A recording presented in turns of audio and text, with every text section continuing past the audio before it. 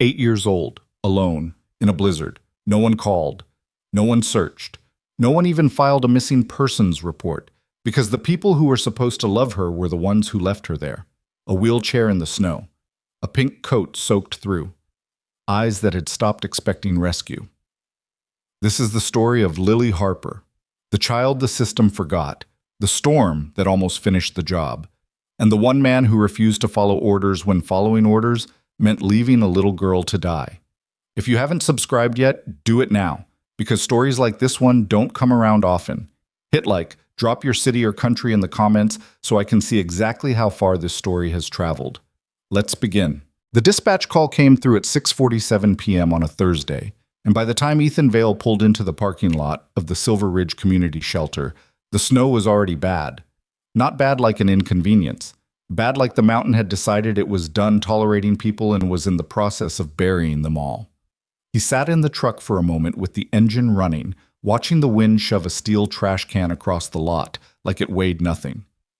The meteorologists had been calling this one for 4 days. A once-in-a-generation blizzard, the kind that rewrote infrastructure and closed counties for a week. Highways already shut down 40 miles east. National Guard activated. Emergency shelters across Colfax County ordered to maximum capacity by nightfall, which was why he was here. Ethan killed the engine. The cold hit immediately, even through his jacket. That specific Colorado mountain cold that didn't ease in just arrived. He climbed out and walked around to the back of the cab.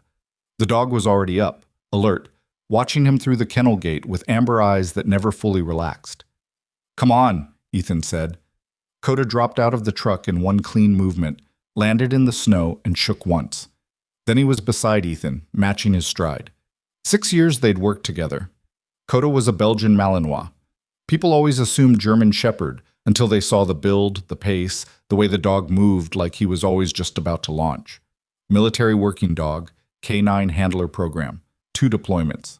Now officially retired and belonging to no one except Ethan, which meant belonging to Ethan completely. They went inside. The shelter smelled like wet coats and institutional coffee, and the specific kind of exhaustion that settles into rooms full of people who have nowhere better to be. Folding tables, cots already going up along the far wall. The overhead fluorescence made everyone look slightly unwell. The coordinator, a woman named Maria Caldwell, late 50s, clipboard in hand, reading glasses pushed up on her head, spotted Ethan before he could find her. "Captain Vale." She shook his hand with the grip of someone who'd been doing crisis management since before it was called that. "Appreciate you coming in. Ethan's fine." He'd been out of the Corps for 3 years. The ranks still followed him around like a shadow he hadn't shaken. "What do you need?" "Crowd control's the main thing. We're over capacity by 11 and still getting walk-ins." She turned and gestured toward the main hall. "I've got 2 teenagers who are about half a second from a fight, one gentleman who I'm pretty sure is in active psychiatric distress, and a family of 4 who arrived speaking only Portuguese, and I do not have a translator. I'll take a walk around." "Please." She glanced at Koda. "He going to be okay in here?" "He'll be fine." Ethan paused. "Where do you want us to set up?" "Wherever you think you're most useful. You know this work better than I do." He didn't argue with that. He'd spent 2 full winters helping coordinate emergency relief operations, first in Helmand Province, where the logistics were a nightmare and the politics were worse, then later domestically, when he'd transitioned out and found that the skills didn't go anywhere just because the uniform had. He started at the far end of the room and worked toward the entrance, slow and deliberate. Koda moved with him, close but not rigid, reading the room the same way Ethan was. The teenager's situation resolved itself once Ethan stood between them and said nothing. There was something about his posture, not threatening, just immovable, that tended to de-escalate things before words were necessary. One kid looked at him, looked at the dog, and decided the argument wasn't worth it. Smart. The man in psychiatric distress was harder. Ethan crouched down beside him, spoke quietly, learned his name was Dennis and that he'd been off his medication for 4 days, and that what he needed more than anything was someone to not crowd him. Ethan gave him space and asked Maria to set aside a cot in the corner near the boiler room where it was warmer and quieter. Small thing. It mattered. The Portuguese family he handled through a combination of hand signals, Google Translate on his phone, and a 12-year-old girl in the next cot over who turned out to speak enough Spanish to bridge the gap. Creative improvisation. Another skill that didn't retire when you did. By 8 p.m., the shelter was running. Not smoothly, nothing in a blizzard ran smoothly, but it was holding together. The wind was screaming now. You could hear it through the walls, a constant pressure, like the storm was trying to find the seams. Ethan stood near the front entrance with a cup of coffee he hadn't touched, watching the parking lot through the glass door. Snow moved sideways. Visibility was maybe 40 feet. He'd seen worse, a lot worse, but not often stateside. That was when Koda went still. Well, not the alert he used for people he recognized, not the relaxed attention he gave to general crowd noise. This was different. A full-body orientation, head up, ears forward, eyes locked on the side door at the far end of the corridor. The one that led to the east wing of the building. The one nobody was using because it opened directly into the storm. Ethan watched him for 2 seconds. Then he set down the coffee. "Show me," he said quietly. Koda moved. Ethan followed. They went down the corridor, past the supply closet, past the utility sink, past the bulletin board with its laminated emergency protocols. And the dog stopped at the side door and looked up at Ethan once, and then back at the door. Ethan put his hand on the push bar. Cold radiated through the metal. He pushed it open. The wind came in like a fist. He saw her immediately. She was maybe 30 feet out, just past the edge of the building's shelter, where the snowdrift ran against the exterior wall. A wheelchair, a standard manual chair, the basic kind hospitals give out when insurance won't cover the upgrade, half buried in snow. Sitting in it, not moving, was a child. Small. 8, maybe 9. Wearing a pink coat that had probably been the right weight for October and was doing almost nothing against this. Her hands were in her lap. Her head was slightly bowed. She was not crying. She was not calling out. She looked like someone who had already decided no one was coming. Ethan was through the door before he consciously decided to move. The cold hit him full in the face, and he went into it anyway, head down against the wind, moving fast. Koda was beside him, low and quick. 5 steps, 10. The snow was past his ankles, and then he was crouching in front of the wheelchair, and his hands were on her arms, and he was close enough to see her face. Brown eyes. Lips pale at the edges. A small, precise cut above her right eyebrow that had been cleaned but not properly bandaged. She looked at him without speaking. No surprise in her expression, just a kind of weary waiting, like she was prepared for whatever this turn of events would bring. "Hey," Ethan said. He kept his voice level. "What's your name?" A pause. Then, very quietly, "Lily." "Okay, Lily, I'm Ethan. This is Koda." He kept his hands on her arms, checking without making it obvious. Circulation, responsiveness. Her fingers were stiff. Not frostbite yet, but close to the window. "You've been out here a while." She didn't answer that. "Can you feel your hands?" "A little?" "Okay, that's okay." He looked at the chair. Standard push handles, no power assist, wheels already fighting the accumulated snow. "I'm going to bring you inside. Is that all right?" She looked at him for a moment. Then she looked at Koda, who had pressed himself gently against the side of the chair, blocking the wind. "Okay," she said. Ethan pulled the chair backward, angling into the wind, moving with the kind of controlled force that didn't ask permission from weather. It wasn't elegant. Snow pushed back against every inch of progress. By the time he got her through the side door and back into the corridor, his shoulders were soaked and his jaw ached from clenching against the cold. He didn't notice either of those things until later. Maria found blankets. A shelter volunteer. A retired EMT named Frank who showed up every winter and never talked about why. Checked Lily's core temperature and circulation and confirmed the early stage exposure without alarm. Warm fluids, dry blankets, a space near one of the heating vents that ran along the south wall. Throughout all of this, Lily said almost nothing. She answered direct questions in single words or short phrases. Yes. No. A little. I don't know. She didn't volunteer anything. She didn't ask for anything. When Frank leaned in to check her fingers and she flinched backward in the chair, she immediately went still again, like she'd reflexively overreacted and was embarrassed by it. Ethan noticed. He didn't say anything about it. He pulled a folding chair close, not too close, and sat down and let the silence sit for a minute. Koda settled on the floor between them, which was partly instinct and partly Ethan had given him a quiet signal. "You hungry?" Ethan asked. A beat. "Yes." "There's soup.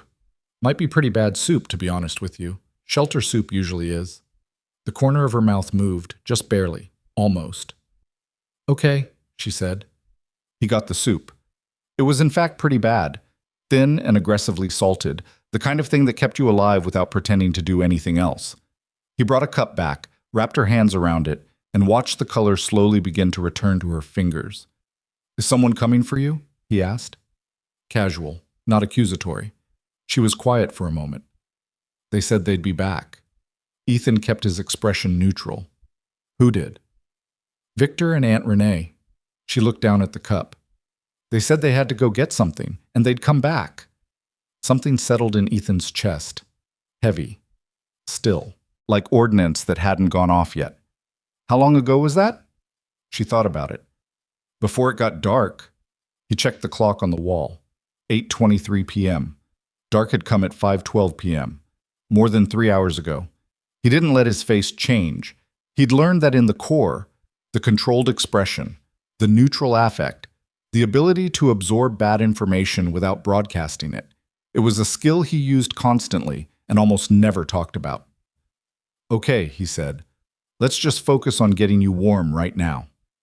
He found Maria in the side office 20 minutes later, closed the door behind him. "The girl," he said. "Lily Harper. Do you have any record of her being brought in?" Maria was already at the computer, typing, frowning at the screen. No intake form, no guardian signature. Nothing. She pulled up the evening log. "We had a rush between 4 and 6. It's possible she came in with a group and She didn't come through the front." Ethan pulled a chair out and sat across from her. "She was outside, east side of the building, near the drainage wall. Someone left her there, probably hours ago." Maria looked up from the screen. The expression on her face was the one people get when something they don't want to be true is becoming undeniable. "You're sure?" She was half buried and her hands were going white. Nobody puts a child in a wheelchair outside a building in a blizzard and walks away by accident. A long pause. Then Maria reached for the phone. "I'm calling the duty supervisor." "Check your cameras first," Ethan said, "before anyone else is in the room. I want to see what we're actually dealing with." The shelter had 3 exterior cameras, old analog units, the kind with the fisheye lens and the timestamp burned into the corner in orange numbers. The east side camera covered the area where Ethan had found her. The footage was grainy and time-stamped 4:51 p.m. A black SUV, no plates visible, angled wrong relative to the camera, or deliberately parked that way. Ethan couldn't tell yet. 2 adults. Both wearing dark coats, hoods up.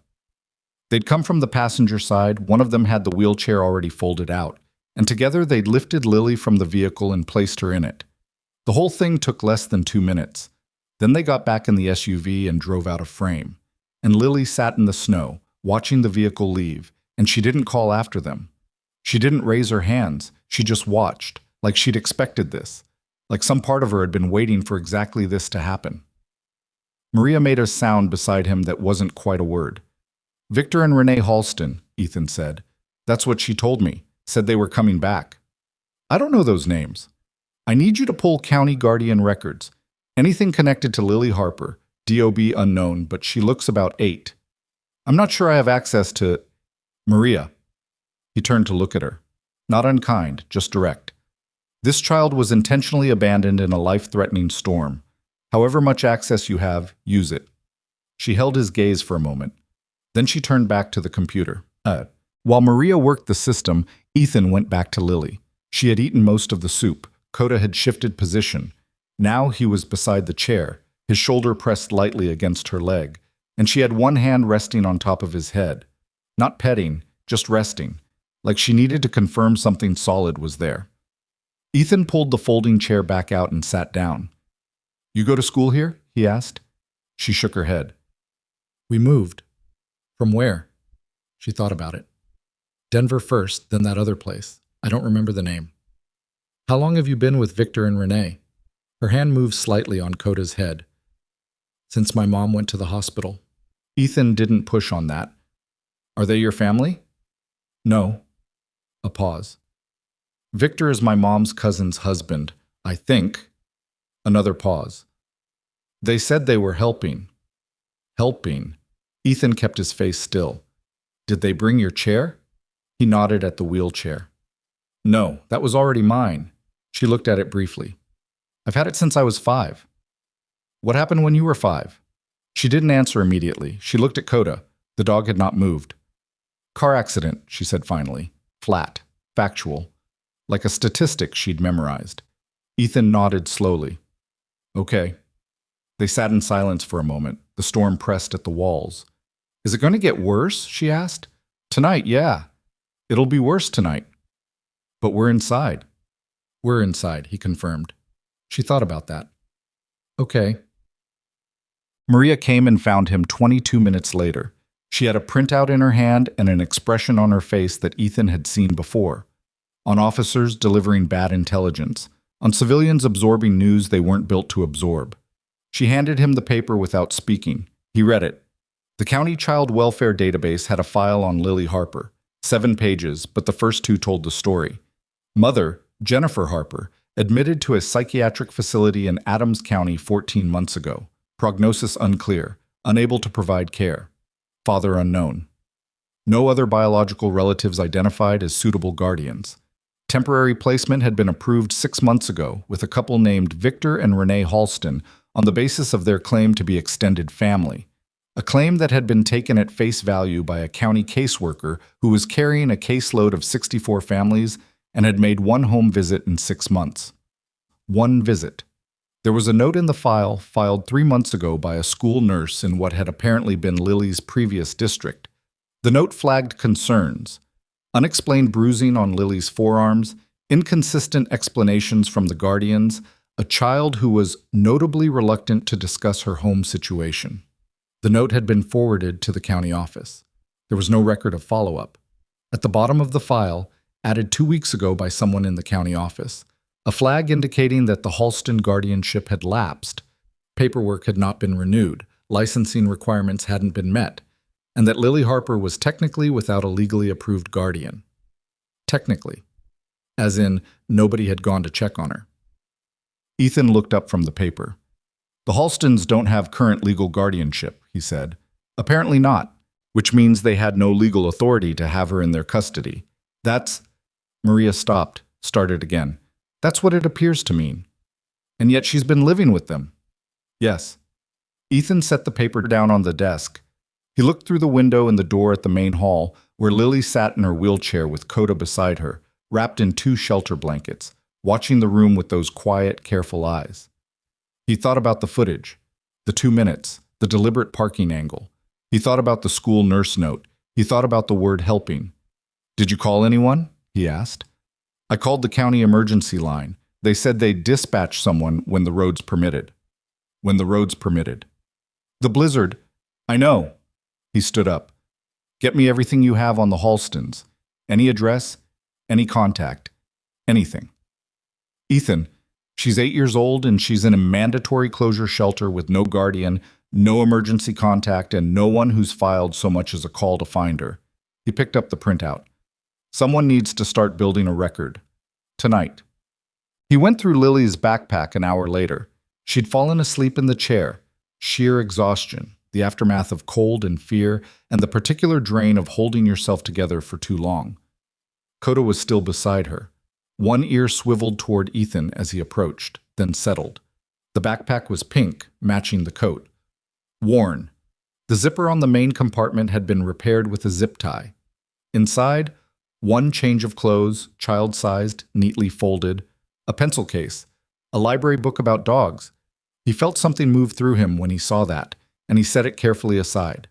A small stuffed rabbit, old enough that most of the texture had rubbed off the ears, and at the bottom, tucked beneath everything else, folded twice, a piece of paper. He unfolded it. It was a partial medical document, the top half of what appeared to be a treatment summary from a pediatric clinic in Denver. Lily's name, date of birth, which confirmed she was 8. A notation about ongoing physical therapy needs related to her mobility impairment. A recommendation that her wheelchair be assessed for fit. Apparently she'd grown, and the current chair was too large, affecting her posture and her ability to self-propel. Someone had written across the bottom of the document in red ink, in handwriting that pressed hard into the paper, "Do not discuss medical matters with anyone outside this household." That was it. 7 words, red ink, written like a directive, written like a warning. Ethan stared at it for a long moment. He thought about the way she flinched when adults came close, the way she answered questions in the minimum number of words, the way she'd sat in the snow, not calling for help, like calling for help wasn't something she'd learned was available to her. He thought about the school nurse note, notably reluctant to discuss her home situation. He refolded the document and set it on top of the library book about dogs. Then he sat back in the chair beside Lily's and watched her sleep and listened to the storm work itself against the building. And he thought about what it meant to be 8 years old and have already learned that adults couldn't be relied on to come back. At 11:15 p.m., Maria came to find him again. Emergency management just issued a shelter-in-place extension through 6 a.m., she said. No movement in or out, county vehicles included. A pause. The caseworker they were going to send isn't coming until morning. I know. You should try to sleep. There's a cot in the back. I'm fine. She looked at him for a moment. You were a Marine. Yes. Was it? She stopped herself, started differently. Were you overseas long? 2 deployments. Helmand. 1 in Anbar before that. He didn't elaborate. It wasn't relevant to what she was actually asking, which was a different question entirely. This is different from that, she said. A lot of things are different from that. He looked at Lily. Some things aren't. Maria stood there for another moment, and then she said, I'll check on the supplies, and left him alone. Around midnight, Lily woke up. She did it the way children do when they're not fully safe. Fast, alert, eyes open before her head came up, scanning the room before she oriented herself. Then she saw Ethan, and the scanning slowed, and she sat back slightly. You're still here, she said. Yeah. She looked at Koda, who had lifted his head when she moved and was watching her calmly. Is he always that quiet? When he's not working. What was he trained to do? Ethan thought about how to answer that. Find people, he said finally. He's good at finding people who don't want to be found, and people who need to be found. Both kinds. She considered this. Which kind was I? The question landed like a weight. The second kind, Ethan said. She looked at her hands for a moment. Victor said I was a burden. Ethan didn't respond immediately. He let the statement sit. He say that to you directly? A lot of times. Not defensive, not self-pitying, just reporting a fact. He said it to Renee more, but I could hear. How are your hands now? Warm enough? She flexed her fingers. Better. Good. Another silence. The overhead lights had been dimmed to half for sleeping hours. The storm was still audible, but quieter now. Or maybe they'd just adapted to it. Am I going somewhere tomorrow? She asked. When the people come? I don't know yet.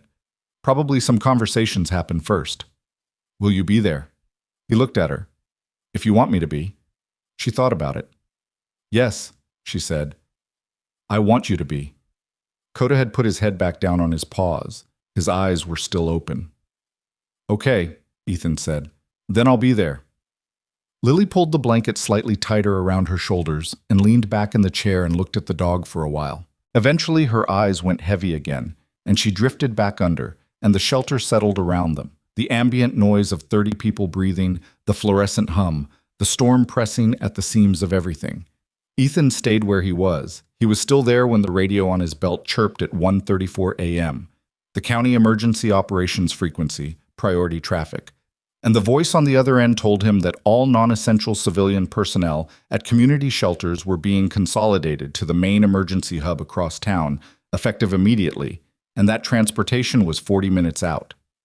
Copy that, he said into the radio, and released the transmit button and looked at Lily sleeping in the wheelchair with her hand resting on the back of a retired military dog. Then he looked at the side door at the end of the corridor, the one that still had snow packed against the base of it from when he'd come through. And for the first time in 3 years, Ethan Vale looked at a direct order and felt something inside him go completely, dangerously quiet. He didn't call back. 40 minutes came and went. The transport vehicle arrived, loaded up 11 people from the shelter's non-essential roster, and pulled out of the parking lot. Ethan watched the taillights disappear into the white and felt no particular urgency about the fact that he wasn't on it. Maria found him standing at the front window 10 minutes after the vehicle left. "You were supposed to be on that transport," she said. "I know. The county coordinator is going to want an explanation. Tell him I had a situation that required on-site management." He turned from the window. "You still have access to the camera system?" She looked at him for a long moment, the kind of look people give when they're deciding whether to keep pushing or redirect. She redirected. "Yes. I want to go back through the full day's footage, not just the east wall, all 3 cameras, everything from noon forward." "Why noon?" "Because that's when they would have been scouting." She didn't ask what he meant by that. She just led him back to the office. The footage was tedious, and the coffee was terrible, and the clock on the wall said 2:09 a.m. Ethan sat through it methodically. The way he'd sat through surveillance reviews and forward operating bases in Helmand, watching grainy infrared footage of roads and tree lines, looking for the thing that didn't fit. The principle was the same. Most of what you watched was nothing.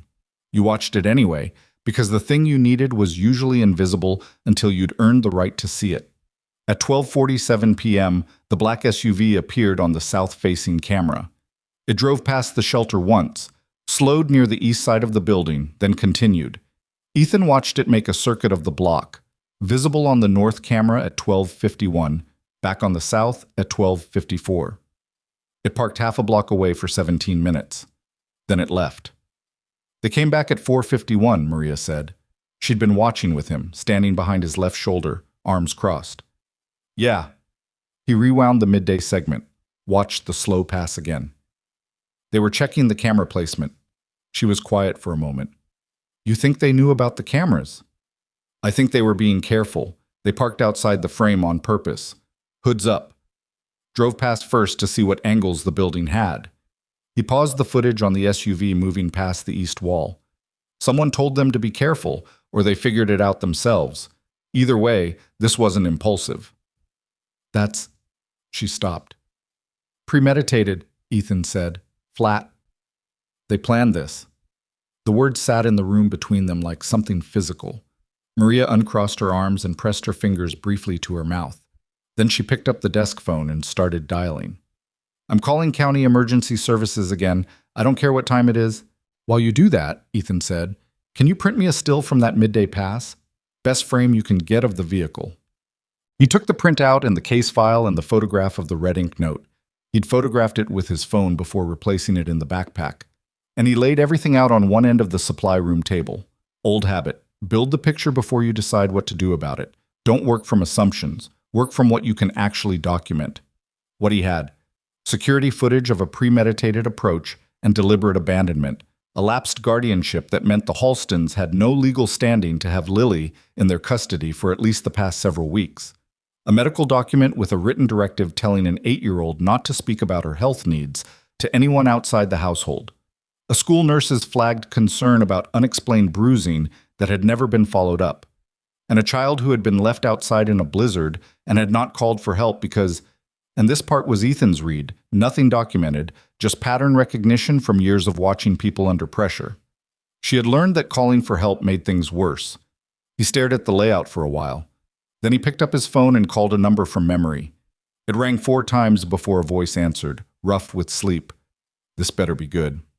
"It's Vale." A pause. Sheets moving. Someone sitting up. "Ethan, it's 2 in the morning. I know, I need a name run. Colfax County. Victor Halston and Renee Halston. Current addresses, any prior contact with law enforcement, anything public record. You work in a case? Not officially? Then what are you doing? Favor for a kid." He looked at the printout. "Can you do it?"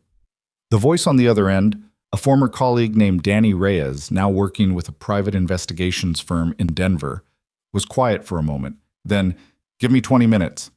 10 would be better." 20, Danny said, and hung up. The call came back in 14 minutes. "Victor Halston," Danny said. 43. 2 prior addresses in Adams County, Current registered address in Silver Ridge. Looks like they moved up there about 8 months ago. No criminal record, but there's a civil filing from 3 years back. Domestic dispute, neighbor complaint. No charges filed. Renee Halston, née Ferris, 41. Clean record. One thing of interest. There's a bankruptcy filing from 2 years ago. Significant debt. And here's the part you'll like. 6 months ago, Victor Halston filed paperwork with the state to become a licensed foster parent. Ethan was quiet. He was denied, Danny continued. Background check came back with some inconsistency in his financial statements. They turned him down. But here's the thing. The denial was for the foster care license. The temporary guardianship for Lily Harper was processed through a different county office, different caseworker, and the two records were never cross-referenced. Of course they weren't. Systems not set up for that. Different databases, different departments, everyone's carrying 4 times the caseload they should be. A pause. What are you thinking? Ethan was thinking about what a temporary guardianship of a child with documented medical needs meant, financially.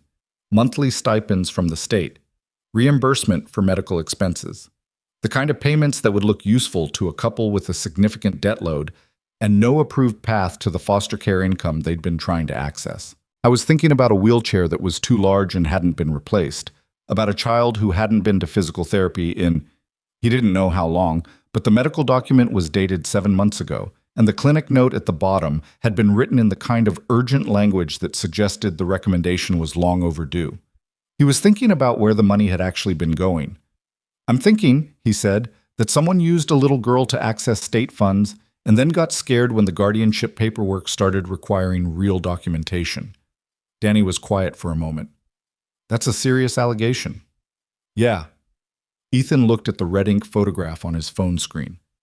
Do not discuss medical matters with anyone outside this household. I know. You want me to do anything else? Not tonight. I'll call you tomorrow. He ended the call and sat with it for a few minutes. The supply room was cold. The building's heating was working hard and losing ground. He could hear the storm, muffled now, still constant. Then he went back to check on Lily. She was asleep again, genuinely this time, the deep kind. Her head tilted to one side and her breathing slow and regular. Koda had shifted position. He was now lying fully on the floor beside the chair with his side pressed against the wheel, and Lily's arm had dropped over the edge of the armrest, and her fingers were resting lightly on his flank. Neither of them had moved deliberately to make that happen. It had just happened. Ethan stood in the doorway of the main hall for a moment and watched them. Frank, the retired EMT, appeared beside him holding 2 cups of coffee. He was a quiet man, broad shoulders, the kind of face that had spent a lot of years keeping itself neutral. He handed 1 cup to Ethan without comment. You the one who found her? Frank asked. Koda found her. I just followed. Frank looked at the dog. Good animal. Yeah. They drank coffee and didn't talk for a while. The shelter had settled into the low hum of the 3 a.m. register, people sleeping fitfully, a few still awake but not moving, the building making its constant small adjustments against the pressure of the storm. I did pediatric ER work for 6 years, Frank said eventually, before I moved into field response. He paused. The way she flinches. I know, Ethan said. You've seen it before. Different context. He looked at the cup in his hands. Same pattern. Frank nodded slowly. He didn't push it. She asked for anything when she was awake? Just wanted to know if I'd be there tomorrow. Frank made a sound that wasn't quite a response. He finished his coffee. I'll be back at 6 to do another check on her temperature and circulation. Let me know if anything changes before then. Will do. Frank moved off. Ethan stayed where he was. At 4:30 a.m., Maria came out of the office with a different expression than she'd been wearing all night. Less controlled, like the things she'd been managing had shifted into a different category. I reached someone at county, she said. Finally, a supervisor, not just the duty answering service. She glanced toward the main hall, then back at Ethan. They're sending a detective. Child welfare investigation. He'll be here as soon as the roads are passable. They're saying 8 a.m. at the earliest. Good. He wants everything we have. The footage, the file, the note. She paused. He asked about Lily's condition. She's stable. She slept most of the night. He also asked, Another pause. Careful now. He asked if she'd been interviewed about what happened. No. He said to make sure she isn't, not until he gets here, that anything she says before a proper interview could complicate the evidentiary. I know how it works. He said it without sharpness, just fact. I wasn't going to interview her. I was just sitting with her. Maria looked at him. You were a captain. What did you do exactly in the Marines? You've never actually said. Ethan finished his coffee. Intelligence and reconnaissance. Force recon. Later. We found things. We assessed situations.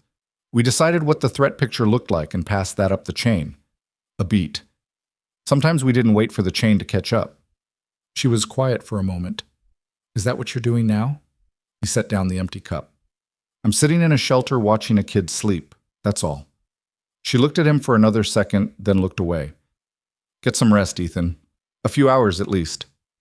He didn't, but he sat down, and that was something. The morning came in pieces, the storm diminishing from a roar to a steady howl, then to the kind of sustained wind that was uncomfortable but survivable. The sky lightened behind the snow, gray first, then the pale flat white of a winter morning that had nothing to offer except the fact of being over. People started waking up around 6. Frank came back and did his check on Lily. Temperature normal, circulation fully restored, no lasting effects from the exposure. He said it with the measured relief of someone who knew how close the margins had been. Lily woke up at 6:40 and asked for water. Then she asked for the library book from her backpack. Ethan got both. She read with the book propped on her knees, not looking up. Ethan sat nearby and drank bad coffee and watched the windows. Koda had finally fallen into a real sleep, stretched out on his side, feet moving slightly in whatever dogs dream about. At 7:15, the lights outside the front windows were wrong. Not the flat morning light, flashing, red and blue, strobing through the snow. Ethan was at the door before he processed the decision. 2 police cruisers in the parking lot, 1 sheriff's department SUV, and a dark sedan, civilian, county plates, parked at an angle that said whoever was driving it was accustomed to arriving somewhere and having it mean something. A man got out of the sedan. Tall, mid-40s, the kind of build that had been athletic once and was now just solid. He wore a heavy coat and carried a briefcase and moved through the snow without looking down, which meant he was used to Colorado winters. He looked at the shelter entrance and then he looked directly at Ethan standing in the doorway, and something in his expression sharpened. He came forward, extended his hand. Detective Marcus Reed, Colfax County Sheriff's Office. His grip was firm, quick, professional. You're Vale? Yes. Maria Caldwell called me. He looked past Ethan into the shelter. Lily Harper is inside? She's awake. She's okay. Reed looked at him for a moment, something assessing in it. And you've been here all night? Yes. Why? Ethan met his gaze. Because she needed someone to be. Reed held the look for another beat. Then he nodded. Not agreement exactly, more like he'd gotten the answer he expected and had filed it somewhere for later.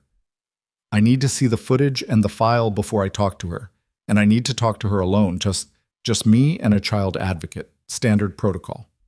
I understand. I may need to ask you some questions as well, about what you observed when you found her, the condition she was in, what she said. Whatever you need. Reed studied him one more time. You former law enforcement? Military. Doing what? Reconnaissance and intelligence assessment. The detective processed that for a moment. Then he said, Follow me in. I want to start with the footage. Reed was efficient. He watched the footage twice, the midday scouting pass and the 451 abandonment, without speaking, and the only indication that what he was seeing affected him in any way was the very slight tightening around his jaw during the 2 minutes when the Halstons placed Lily in the chair and drove away. He made notes. He asked Ethan precise, clipped questions, times, exact wording of what Lily had said, the physical condition of the backpack and its contents, the sequence in which he'd found the items. He photographed the red ink document himself, bagged it in an evidence sleeve, and set it to one side. When Ethan showed him Danny's name-run information, he'd written the key points from the call on a notepad. Reed looked at the notepad for a long moment without touching it. How did you get this? He asked. Phone call. Public record search. Nothing that wasn't accessible. The source? A contact. Nothing that would interfere with your investigation. Reed looked at him. You understand how this works. If there's a prosecution, anything derived from its background, Ethan said, you find it yourself through your own channels. I'm just telling you where to look. The detective held his gaze. Then he wrote something in his own notepad. The financial angle, he said. The guardianship stipend. It's the part that explains why they didn't just walk away from a situation that wasn't working. The money kept them from cutting losses. And when the paperwork renewal required real documentation, the documentation would have exposed the financial mismanagement. Maybe worse.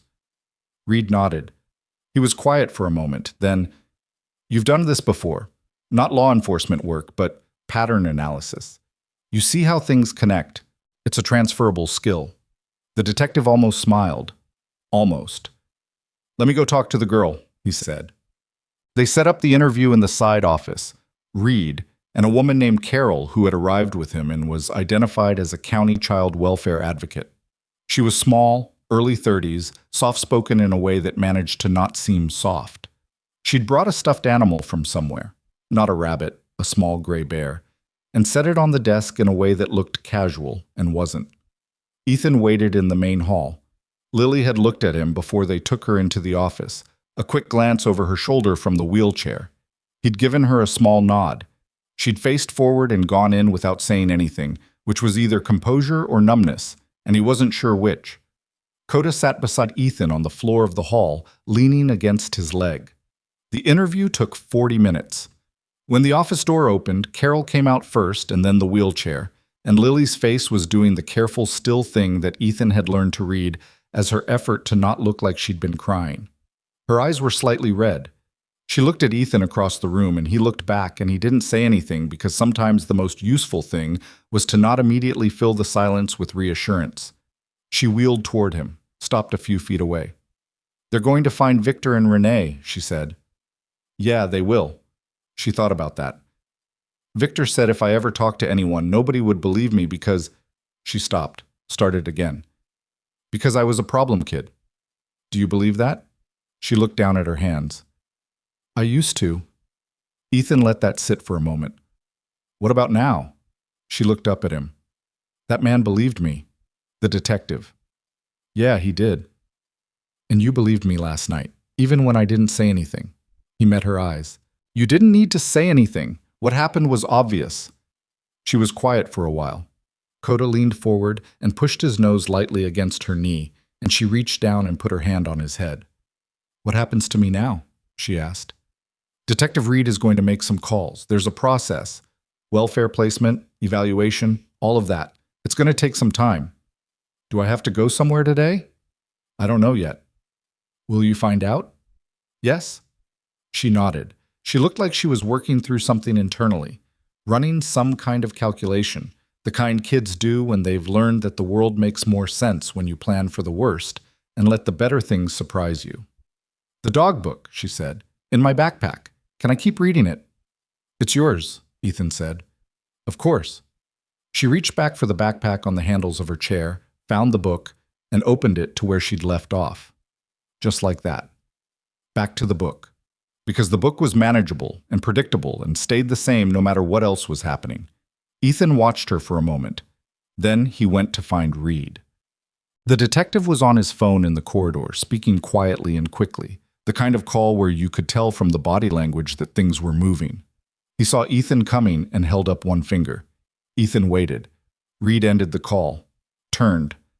We've got a location on the Halstons. They went to a motel in Granby. That's about 40 miles west. Storm caught them there. He didn't look sorry about that. 2 sheriff's deputies are there now. What are they looking at? Abandonment of a child in life-threatening conditions. Minimum. Possibly more, depending on what we find when we go through their place in Silver Ridge. He paused. The financial piece? I made some calls. There's a pattern.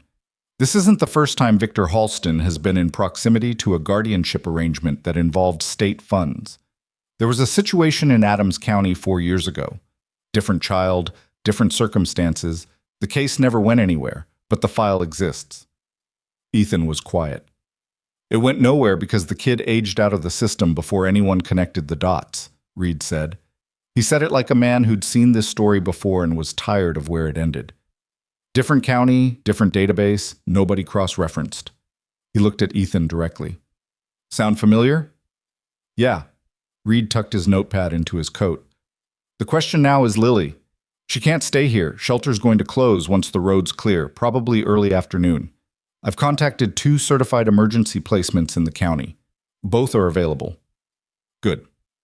There's also a third option. Reed said it carefully, watching Ethan's face.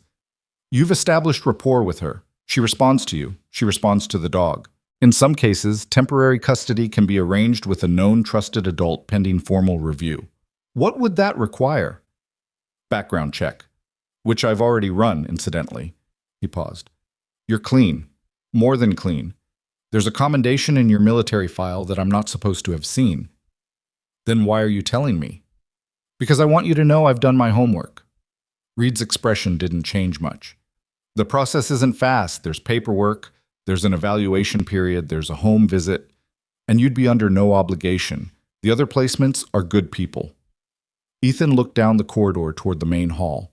He could see the edge of the doorway, the corner of the room where Lily sat. Let me talk to her first, he said. Reed nodded. Take the time you need. I went back and sat down across from Lily, and she looked up from the book, and Koda's tail moved once against the floor. Can I ask you something? Ethan said. Okay. When you found out I might have to leave last night with the transport, what were you thinking? She was quiet for a moment. Her thumb kept her place in the book. I thought, okay, adults leave. That's what they do. She said it without bitterness, like a law of physics. I thought I'd be okay because Koda was still there. But Koda goes where I go. I know. She looked at the dog. That's why I was scared. When you were going to leave, I was scared I'd never see him again. A small pause. And you too. Ethan looked at the girl in the too large wheelchair, holding a library book about dogs with a zip-tied backpack on the handles, brown eyes steady and careful, and 8 years old, and already running equations about who could be trusted and for how long. He thought about what Reed had said. The process. The paperwork. The home visit. He thought about the mountain house outside Silver Ridge that he'd been living in alone for 3 years with a retired military dog and too many empty rooms. He thought about what it would mean to say yes. He thought about what it would mean to say nothing. Lily, he said, I want to ask you something, and I need you to answer honestly. No right answer, just what you actually think. She put the book down in her lap, both hands flat, painful. Would it bother you, he said, if you didn't have to go somewhere with strangers today? She looked at him for a long time, long enough that he couldn't read it. Then she said very quietly, Are you asking if I want to stay with you? I'm asking what you want, honestly. Another long pause. Outside, the wind had dropped to something almost ordinary. Morning light was pushing through the windows now, real light, the storm finally easing its grip. I don't know you very well, she said. No, you don't. But you came back. She said it like it was the most important data point. Last night, when you could have left, you came back. Yeah. She looked at Koda, then back at Ethan. I want to stay with you, she said, if that's okay. Something in Ethan's chest shifted. Not dramatically, not the way it happened in movies, just a quiet, tectonic thing, something moving that had been still for a long time. It's okay, he said. She picked the book back up. Outside, the storm was finally letting go, and in the parking lot of the Silver Ridge Community Shelter, while the last of the snow clouds pulled apart above the mountains, a sheriff's deputy was walking fast toward the entrance with a look on his face that meant the morning wasn't finished yet, because a call had just come through from the motel in Granby, and what they'd found in the Halstons' vehicle was going to change everything about what kind of case this actually was. The deputy's name was Garrett, and he moved like a man carrying news that had weight to it. Ethan met him at the entrance before he made it through the door. Old reflex. Intercept before the information hits the room, assess the threat level, control the perimeter. He'd done it in Helmand 100 times in different configurations, and the instinct didn't know it was retired. Detective Reed inside, what? Garrett asked. Office at the end of the corridor. Ethan read his face. What happened in Granby? The deputy looked at him, measuring, brief. then apparently decided Ethan was worth a 10-second summary. Found documents in the vehicle, financial records, some correspondence, and a second child's name in a folder. He paused. Different kid, different county, 6 years ago. Ethan stepped aside and let him through. He stood in the entrance for a moment after the deputy passed, the cold air from outside still cutting through the gap before the door swung shut. Then he turned and walked back to the main hall and pulled his chair 2 feet closer to Lily's wheelchair and sat down without saying anything. She looked up from the book. Read his face the way kids who've spent too long around unpredictable adults learn to read faces. Fast, subtle, cataloging.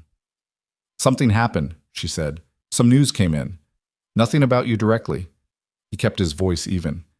Just some things being figured out. She looked at him for another second. Then she looked back at the book. She didn't ask more questions, which told him she'd learned that asking more questions was rarely rewarded. He sat with her and watched the corridor and waited.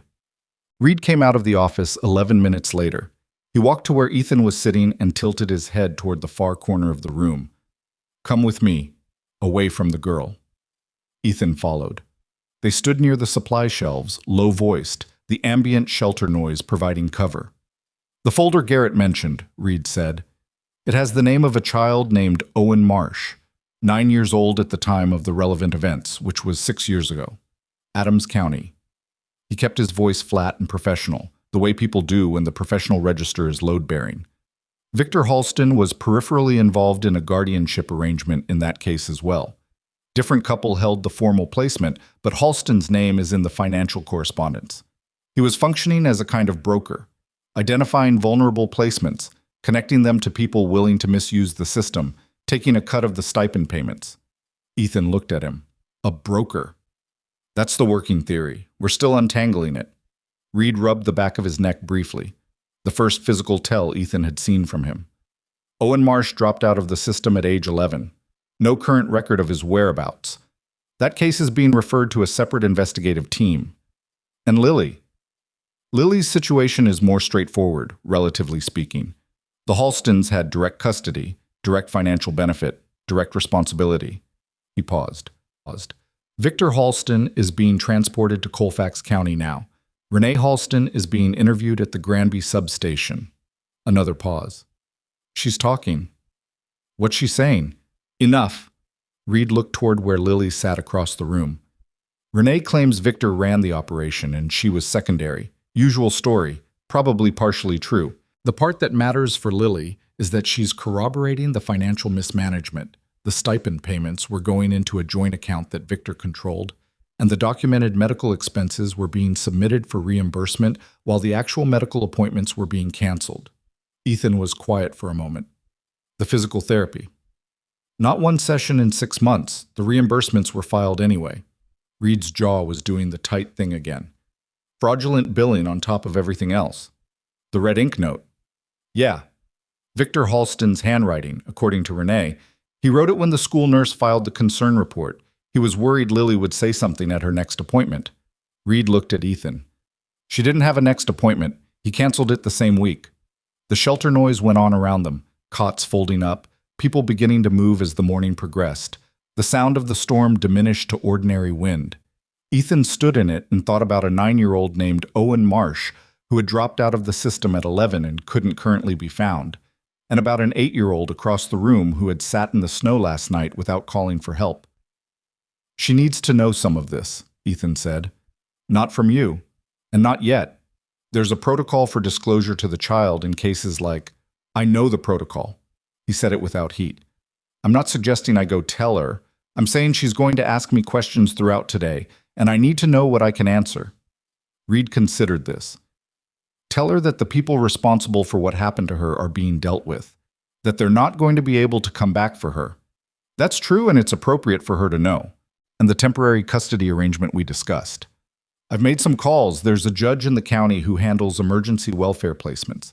Given the circumstances, her condition when found, the documented history, the fact that you've already established trust, he's willing to authorize a provisional arrangement pending formal review. Reed reached into his coat and produced a folded set of papers. I need you to sign these today. Home inspection will be scheduled within 72 hours. You understand that the arrangement is provisional. It can be revoked at any point if the review finds. I understand. Reed held the papers out. Ethan took them, looked at them briefly, found the signature lines, borrowed a pen from his vest pocket and signed where indicated, handed them back. The detective looked at the signature for a moment. Then he folded the papers and put them back in his coat. You're sure about this? It wasn't quite a question. No, Ethan said, but I'm doing it anyway. Reed almost smiled again. He was consistent about not quite getting there. I'll have Carol start the transition paperwork. Roads should be clear enough by early afternoon for transport. He paused. One more thing. The press is going to get hold of this, the Halston's arrest, the circumstances. Storm, abandoned child, former Marine. It's the kind of story that I'm not interested in being a story. I know. Oh, but you should be prepared for the possibility that some reporter makes the connection. Reed looked at him steadily. How you handle that is your business. I'm just flagging it. Noted. The detective moved off. Ethan stood by the supply shelves for another moment, then went back to Lily. She'd gotten to the end of a chapter and had set the book down and was looking at Koda, who had woken up and was sitting at attention in front of her chair, ears up, tracking something in the middle distance that no human in the room could detect. What's he looking at? She asked when Ethan sat down. Probably nothing. He does that. Goes on alert for things that aren't there or things too small for us to notice. Old habit from training. He looked at the dog. They condition them to stay in a state of readiness. Even retired, it doesn't fully switch off. Does that bother him? Ethan thought about it. I don't think so. I think it's just how he's wired now. He doesn't know another way to be. She was quiet for a moment. Is that how you are too? He looked at her. She was watching Koda, not him, which made the question feel less direct and more like she'd just been thinking out loud. Probably, he said. She nodded slowly, like that confirmed something she'd already suspected. Victor said military people were broken, she said. That's why you couldn't get normal jobs. Victor was wrong about a lot of things. I know. She picked the book back up. I knew when he said it, but I didn't say so. Why not? She turned a page. Because saying so made things worse. Ethan sat with that for a while and didn't push it further. By 10 a.m., the shelter had dropped from 30 occupants to 11. The roads were being cleared in stages, county plows working outward from the main routes, the smaller streets last. Maria was running logistics for the departures, making sure everyone had a destination and a way to get there. Carol, the child welfare advocate, spent 40 minutes with Lily reviewing what would happen next. The provisional placement, what it meant, that it wasn't permanent, but it was stable, that Lily would have rights in the process and a contact person she could call. She explained it in plain language, not condescending, not overly bright. She was good at her job. Lily listened with the careful stillness she brought to everything important. She asked 2 questions. The first was whether she'd be able to keep her wheelchair. Apparently this had been an issue before, transitions between placements where equipment got lost or left behind. Carol assured her it would come with her. The second question was whether Koda would be at the placement. That depends on the placement, Carol said carefully. If you're going to Mr. Vale's, Koda lives with me, Ethan said from nearby. So yes. Lily nodded and didn't ask anything else. At 11:30, a man arrived that nobody had called. Ethan saw the car first, a white pickup, moving too fast for a freshly plowed lot, parking at an angle that suggested urgency or entitlement, possibly both. The man who got out was in his 50s, heavy through the shoulders, wearing a county ID badge on a lanyard that he held out slightly in front of him like a talisman.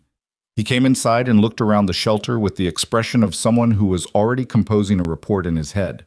His name, it turned out, was Gerald Marsh. Not a relation to Owen Marsh, just a coincidence of names that meant nothing.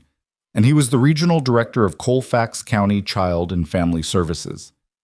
He had driven from his home in Ridgemont, 40 miles south, on roads that had been questionable because someone on his staff had seen Reed's emergency filing and flagged it upward. He found Reed first. They spoke in the corridor for 5 minutes. Then Reed brought him to where Ethan and Lily were sitting. Mr. Vale, Marsh said. His handshake was the performative kind, firm to the point of making a statement. Gerald Marsh, CFS, I've been briefed on the situation. Good. Marsh looked at Lily, who looked back at him with the careful eyes. He gave her the practiced smile that administrators give children, technically warm, functionally hollow. How are you doing, sweetheart? She didn't answer. She looked at Ethan. She's doing fine, Ethan said. Marsh turned back to Ethan, and the practiced smile dropped into something more businesslike. I need to discuss the placement situation with you, privately. They went to the end of the corridor, far enough. Reed came with them, which Marsh didn't look entirely pleased about. I've reviewed Detective Reed's provisional arrangement paperwork, Marsh said. He held it in his hand, the papers Ethan had signed 40 minutes ago. I have some concerns. What concerns? Reed asked. His voice was neutral, but there was something in it that suggested he'd been expecting this. Mr. Vale has no formal training in child welfare, no prior foster care certification, no experience with children who have physical disabilities or trauma backgrounds. He looked at Ethan. I understand the rapport that's developed under emergency circumstances, and I respect what you did last night. I genuinely do. But this child has complex needs, and our certified placement families are specifically trained to— The judge authorized the provisional arrangement, Reed said. Judges authorize things and regional directors review them. That's how the process works. Marsh didn't raise his voice. He had the smooth, practiced tone of someone who won arguments through institutional weight rather than volume. I'm not overriding anything. I'm raising concerns through the appropriate channel. Ethan looked at him. What specifically worries you about me? Marsh met his gaze. You're a single man with a military background living alone in a mountain property. You have no documented experience with— I have documented experience managing personnel under extreme stress, coordinating emergency medical response in field conditions, and making judgment calls with incomplete information when the alternative is someone getting hurt. He kept his voice even. Last night I identified a child in life-threatening conditions, assessed her physical state, secured her, built enough trust that she slept safely through a blizzard, and by morning she was asking questions about a future she'd apparently stopped expecting to have. That's not nothing. Marsh looked at him steadily. Mr. Vale? My house has 3 bedrooms, 2 bathrooms, a ramp on the back entrance that I built because a friend of mine uses a chair, and enough space that she'd have a room to herself with a door that locks from the inside. A pause. She's never had that. A door that locks from the inside, that matters. The corridor was quiet for a moment. Reed was watching Marsh with the expression of a man who was staying professionally neutral and finding it effortful. There's a process, Marsh said finally. His tone had lost some of its smoothness. I'm not the enemy here, Mr. Vale. I'm trying to ensure the child receives appropriate care through appropriate channels. Appropriate channels left her in a too large wheelchair with no physical therapy for 6 months while fraudulent reimbursement forms went through your office, Ethan said. I'm not trying to insult you personally, but the appropriate channels have a documented failure in this specific case, and I'd appreciate you acknowledging that before you start questioning my suitability. The silence that followed was a different quality than the ones before. Marsh's jaw worked once. He looked at Reed, who returned the look without helping him. The home inspection will happen within 48 hours, Marsh said finally. The provisional arrangement stands pending that inspection. If the inspector finds anything concerning— Fine, Ethan said. And you'll comply fully with all documentation requirements, weekly reports, scheduled welfare checks. Any medical appointments for the child go through our approved provider list. Fine. Marsh looked at him for another moment. Something in his expression had shifted. Not quite respect, but the recalibration that happens when someone you expected to fold doesn't fold. He tucked the papers back under his arm and turned and walked toward the exit. Reed watched him go. Then he looked at Ethan. You knew about the ramp, he said. What? The ramp on the back entrance. You said you built it for a friend. Reed's expression was reading something. The friend with the chair. Yeah. Ethan looked down the corridor. Combat injury. He visits a few times a year. We go fishing. Reed nodded slowly. You've been running logistics on this since last night, he said. Not accusatory, just observational. I've been paying attention, Ethan said. That's different. Oh. They left the shelter at 1:15 p.m. The roads were passable, not good, still packed with snow on the shoulders, but the main roads had been plowed down to asphalt and sanded. The sky was the specific clean blue that Colorado produced after big storms, as if it owed you something. Ethan's truck was where he'd parked it the night before, now buried to the wheel wells on the driver's side. He'd spent 20 minutes with a folding shovel from his truck bed, digging it out, while Carol handled the paperwork transfer with Maria inside. Koda had sat in the cleared space beside the truck and watched him work with the expression of a creature who understood effort without needing to assist with it. When he brought the truck around to the front entrance, Lily was waiting in her chair on the shoveled section of sidewalk. She had her backpack on her handles and the dog book in her lap, and she was looking at the mountains. Silver Ridge sat in a valley with peaks on 3 sides, and after a storm like this, they were white to the tree line, clean and indifferent. Ethan had lived here long enough to know what they looked like in every season, and he never got fully used to them. "You've seen them before," he said, following her gaze. "Not like this." She turned back from the mountains. "After snow. They're better after snow." "Yeah." She looked at his truck. "Is that yours?" "Yeah." The kennel takes up for Koda. He went around to the passenger side and opened the door, then looked at the gap between the running board and the ground. He'd never specifically needed to think about this before. I need help to transfer." She said it without embarrassment, just information. "Someone holds the chair and I push up. It's not hard. You just have to be in the right position." "Show me." She explained it with the brisk efficiency of someone who'd given these instructions many times to many people and had learned to do it fast before the helper's discomfort became its own obstacle. He listened, positioned himself correctly, and she pushed up from the armrests and he provided the stability point, and she was in the seat in about 4 seconds. Clean, done. "The chair folds," she said, "the lever on the side." He folded it, lifted it into the truck bed, secured it. Then he loaded Koda in the kennel, checked the latch, and came around to the driver's side. Carol tapped on the passenger window before he could start the engine. Lily rolled it down. "My number is in that folder," Carol said, leaning in slightly. "Any questions, any time, you call me, okay? Day or night." Lily looked at the folder on the seat between them. "Okay." "You're going to be okay," Carol said. Then she seemed to hear herself and corrected course. "I mean, you're in good hands. That's what I mean." Lily looked at her. "I know," she said. Not dismissive, just she knew. Carol stepped back. Ethan started the engine.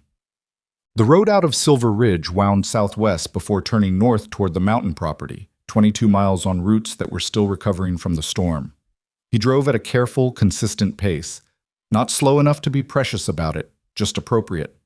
The truck had good clearance and good tires, and he'd driven worse in worse conditions. Lily sat with the folder in her lap and looked out the window. She didn't talk much, which was fine. He didn't either. About 8 miles out, she said, "What's your house like?" "Older. Needs work in a couple places. Big windows on the north side. You can see the ridge from the living room." "Do you have a TV?" "Yeah." "Do you have internet?" "Yeah, though it gets slow in storms." She nodded, processed this. "Do you cook?" He thought about that honestly. "I cook things that work. I'm not going to pretend I'm good at it." "Victor was a good cook," she said. A pause. "That was the only good thing." He didn't know what to say to that, so he said nothing, which was probably right. A few miles further, she said, "Do you have neighbors?" "Closest one is about a mile down the road. Name is Phil. He has 2 dogs. Are they friendly?" "Phil is. The dogs are so-so." He glanced at her. "Koda keeps them in line." The corner of her mouth moved, almost. "What do you do?" she asked. "For work." "Emergency coordination, mostly. I consult for county emergency management. That's why I was at the shelter last night. Storm prep." A pause. "I also teach a course at the community college. Field response and emergency assessment." "Like training?" "Yeah, I train first responders and volunteers on how to handle situations when the standard protocols don't cover everything." She thought about that. "Is that what you did last night when you didn't get on the transport?" He kept his eyes on the road. "What makes you think I didn't get on the transport?" "Because you were there when I woke up." She said it simply, and the man on the radio told everyone to leave. He hadn't known she'd heard that. He'd been careful about the volume. "I stayed because the situation required it," he said. "You broke the rule." "I used judgment." She considered this distinction for a moment. Is that different? Usually, sometimes not. He paused. Last night it was different. She seemed satisfied with that. She looked back out the window. The road climbed and the valley fell away behind them, and the mountains filled the windshield. I've never lived somewhere with mountains, she said. What did you have? Denver first, apartment buildings, then the Halston's place. It was a house, but the street was flat, and it smelled like the neighbor's car. She paused. I like these better. The mountains? Yeah. The house came into view at the end of a half-mile private track, set back against a slope with pines on three sides and the ridge rising behind it. It was what it was, that timber frame, 2 stories, the kind of construction that had been built to last and had lasted without being precious about it. The windows on the north side were large, the way he'd described. The back entrance had the ramp he'd built 2 summers ago for his friend Danny to use during the fishing trips, running from the gravel parking area up to a side door that opened into the kitchen. He parked and got out and unloaded Koda first. The dog hit the snow and immediately put his nose down, cataloging everything that had happened on the property during the storm. Tracks mostly. Deer, probably. Koda followed each one for a few feet, then moved on to the next. He got the wheelchair out and set it up beside the passenger door and helped Lily transfer down. Reverse of the process. She talked him through it again with the same flat efficiency, and it took about 5 seconds, and then she was in the chair and looking at the house. It's big, she said. Bigger than it needs to be. He came around beside her. You want to go in? She looked at the ramp, then at him. You built that? 2 years ago. She looked at it for a moment longer. He didn't explain further. Then she pushed herself forward across the packed gravel, her arms working with the practiced efficiency of someone who'd been doing this since she was 5, up the ramp to the side door. She tried the handle. It's unlocked, he said. I don't usually lock it. She pushed it open and went inside. He gave her the tour without ceremony. Kitchen, functional, nothing impressive. Living room, the north-facing windows, the ridge visible above the tree line, still white.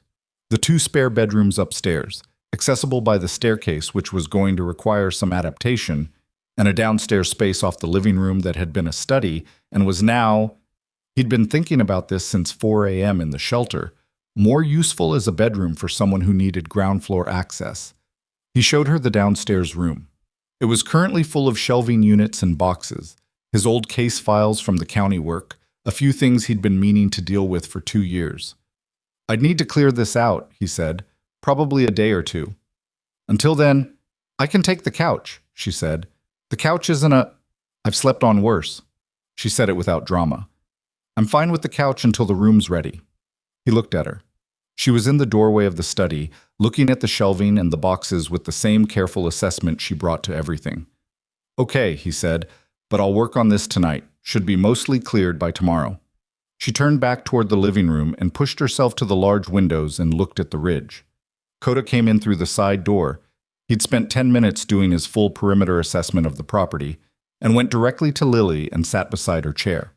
Automatic. Like he'd decided that was where he lived now.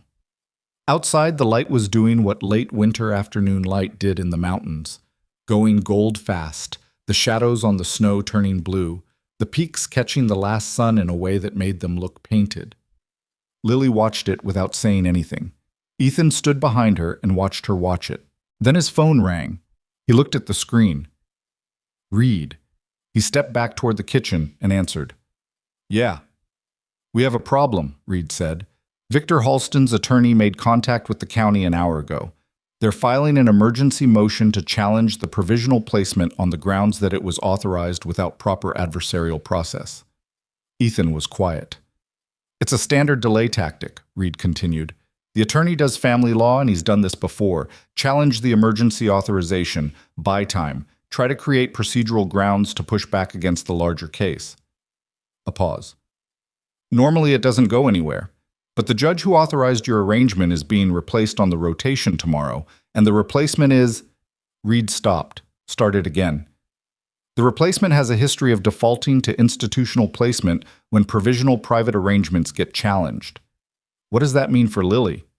It means there's a hearing, day after tomorrow, And there's a real possibility that the provisional arrangement gets suspended pending a full review, which could take weeks. Ethan looked through the kitchen doorway at Lily, who was still at the window, watching the light change on the ridge. Koda had pressed himself fully against the side of her chair. "What do I need to do?" Ethan asked. "Show up," Reed said, "and bring everything you have. Because Victor Halston's attorney is going to argue that you're an unknown quantity with no child welfare credentials, that the arrangement was rushed, and that Lily's needs are better served by a certified placement. And what do you have?" "Evidence. A lot of it. But evidence doesn't always win these motions. Process does." A pause. "I'm going to refer you to the county's Welfare Advocacy Office. There's an attorney there, woman named Sandra Voss, who handles exactly this kind of challenge. She's good." "Okay." "Ethan." A pause. "They're going to come at you. Halston's attorney will try to make the story about you instead of about his client. Your military record, your psychological evaluations from discharge, your living situation, your fitness as a single male guardian. They'll use everything that's publicly accessible. Let them." Reed was quiet for a moment. "You sure?" Ethan looked at the girl at the window. The last of the gold light was catching the side of her face, and she still hadn't moved, still watching the ridge like she was memorizing it. "I spent 6 years finding people in conditions where the official assessment said it wasn't worth the risk," Ethan said quietly. "I know how to operate when the institution decides the mission isn't a priority." Another silence. "I'll email you Sandra Voss's contact information," Reed said. "Do that." Ethan paused. "And Reed, whatever they try to make this about, make sure the story that gets told at that hearing starts with a black SUV and a parking lot and a child in the snow." "That's exactly where it starts," Reed said, and hung up. Ethan stood in the kitchen for a moment. Then he put the phone in his pocket and walked back to the living room.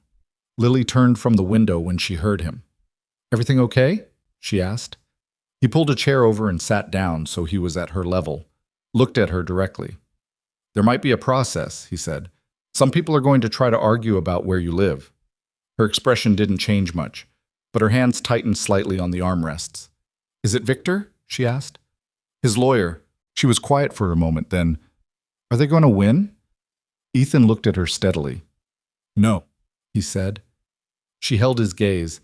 Something in her face did a complicated thing. Not quite relief, not quite trust. Something between them that didn't have a clean name. "Okay," she said. She turned back to the window. The ridge had gone purple in the fading light. The shadows were long. Koda breathed slowly beside her, warm and solid and present. Ethan sat where he was and let the room settle around them.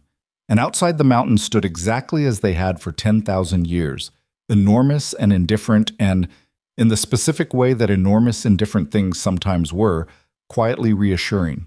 He spent most of that first night clearing the study. Lily fell asleep on the couch around 9. She'd eaten most of a bowl of pasta that he'd made without much confidence, and she'd eaten without complaint. And then she'd sat with Koda on the couch, watching a nature documentary about wolves, until her eyes stopped staying open. He'd covered her with a blanket and moved the coffee table so the wheelchair was accessible if she needed it in the night, and then he'd gone to work on the room. Box by box, shelf by shelf. He moved things to the garage, consolidated files, broke down the shelving units, and stacked them against the garage wall. The work was physical and straightforward, and he did it quietly, checking on Lily twice, once at midnight, once at 2, both times finding her exactly as he'd left her, breathing slow, Koda a warm weight against her feet. By 3 a.m. the room was cleared. Bare floors, bare walls, a window that faced the back slope. He stood in the middle of it and looked at the space and thought about what it had been and what it needed to become and made a list in his head. Then he went to bed for 4 hours and woke up before the alarm. Sandra Voss. Operated out of a county welfare advocacy office on the second floor of a building in Ridgemont that smelled like old coffee and thermal paper. Her office was small, overloaded with files, and had a window that looked at a concrete parking structure. She was maybe 50, with dark hair cut short and reading glasses she kept taking off and putting back on, and the manner of someone who had been underfunded and overworked for so long that it had become their baseline and they'd stopped noticing. She shook Ethan's hand without ceremony and told him to sit down. Reed briefed me, she said.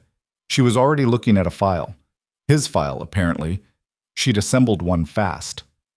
You've got the provisional authorization, you've got Reed's investigative report, and you've got the beginning of a paper trail that shows the Halstons were running a financial scheme rather than providing care. She flipped a page. On paper, your position is solid.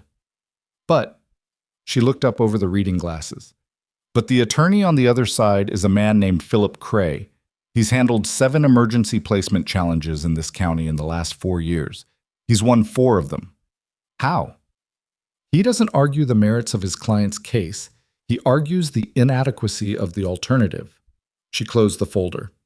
He'll come in with a list of reasons you're unqualified, underprepared, and statistically risky as a placement option, and he'll frame it as concern for the child rather than protection of his client.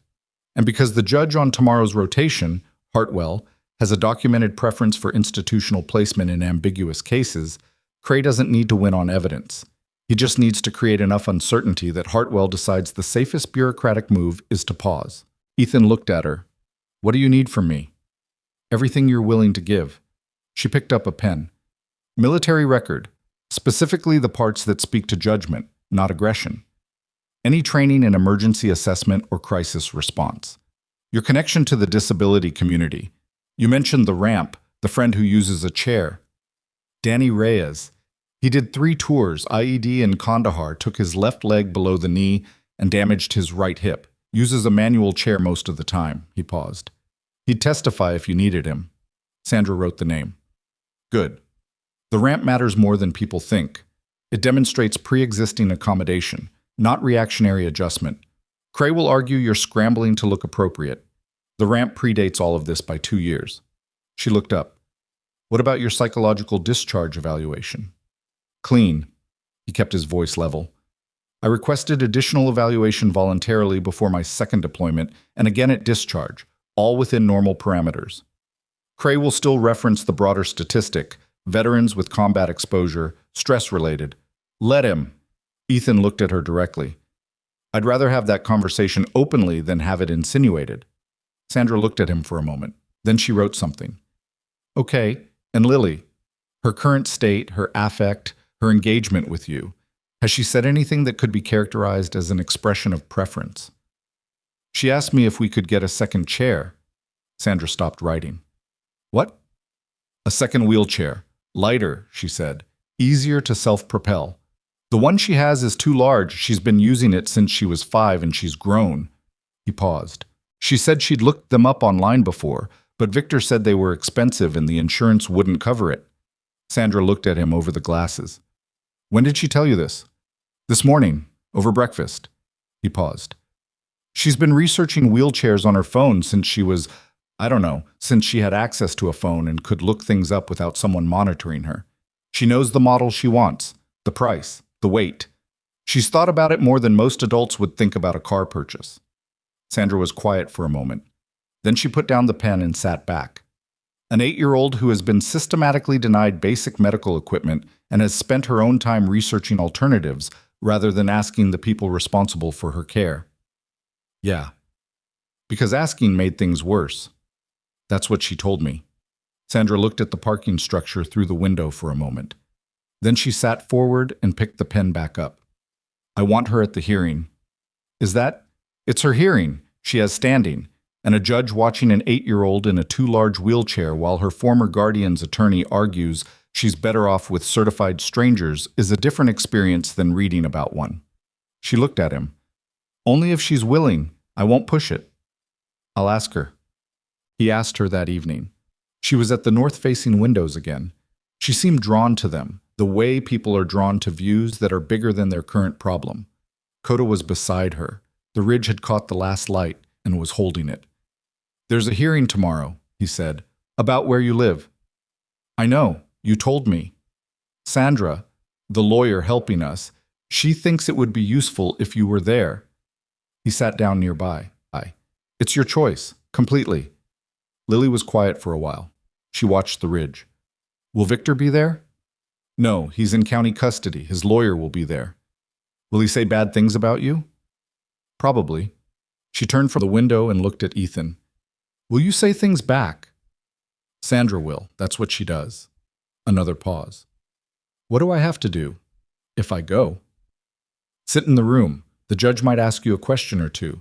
Simple things, how you're doing, whether you understand what's happening. You don't have to say anything you don't want to say.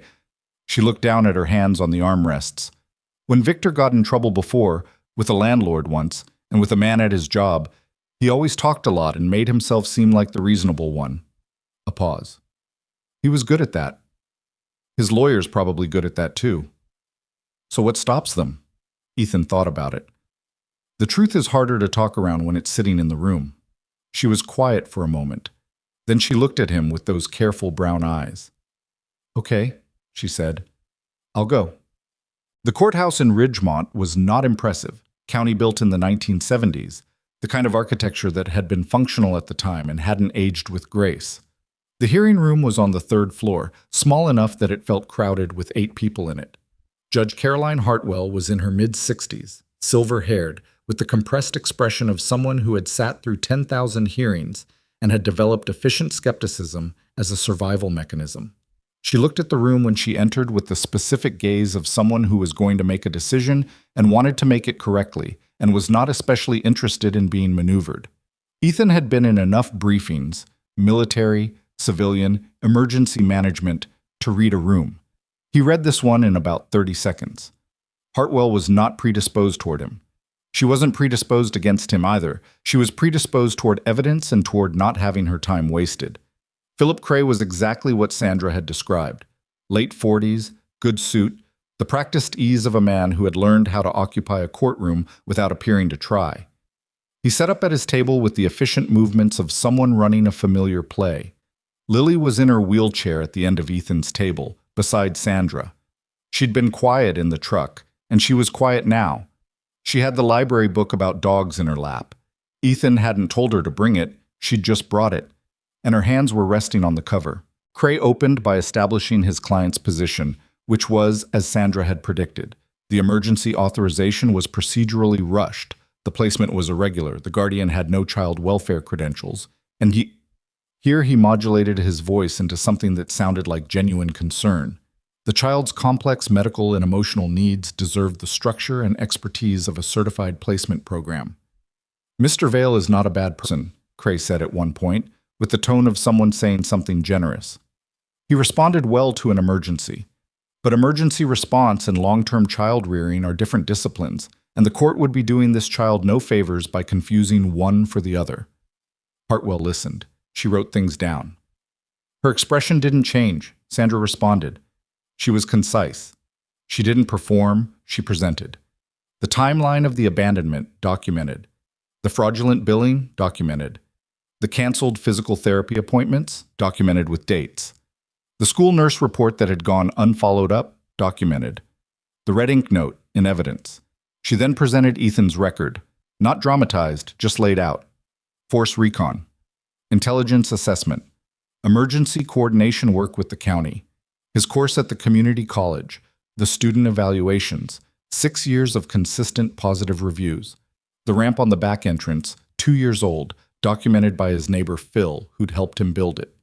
Then she said, I'd like to submit one additional item, Your Honor. A letter from Lily Harper's current physical therapist. Cray looked up from his notes. Lily Harper doesn't have a current physical therapist. She does as of yesterday, Sandra said. Mr. Vale contacted the Ridgemont Pediatric Rehabilitation Center on Monday morning and scheduled an intake evaluation for Wednesday. Lily was seen yesterday afternoon. The therapist, Dr. Anna Chu, has submitted a letter noting that Lily presented with significant postural compensation patterns, consistent with approximately 6 months of missed therapy, and that she was, and I'm quoting here, cooperative, engaged, and notably well-oriented for a child presenting in circumstances of recent trauma. A short silence. Cray said, Your Honor, the timing of this appointment was 2 days after she came into Mr. Vale's care, Sandra said.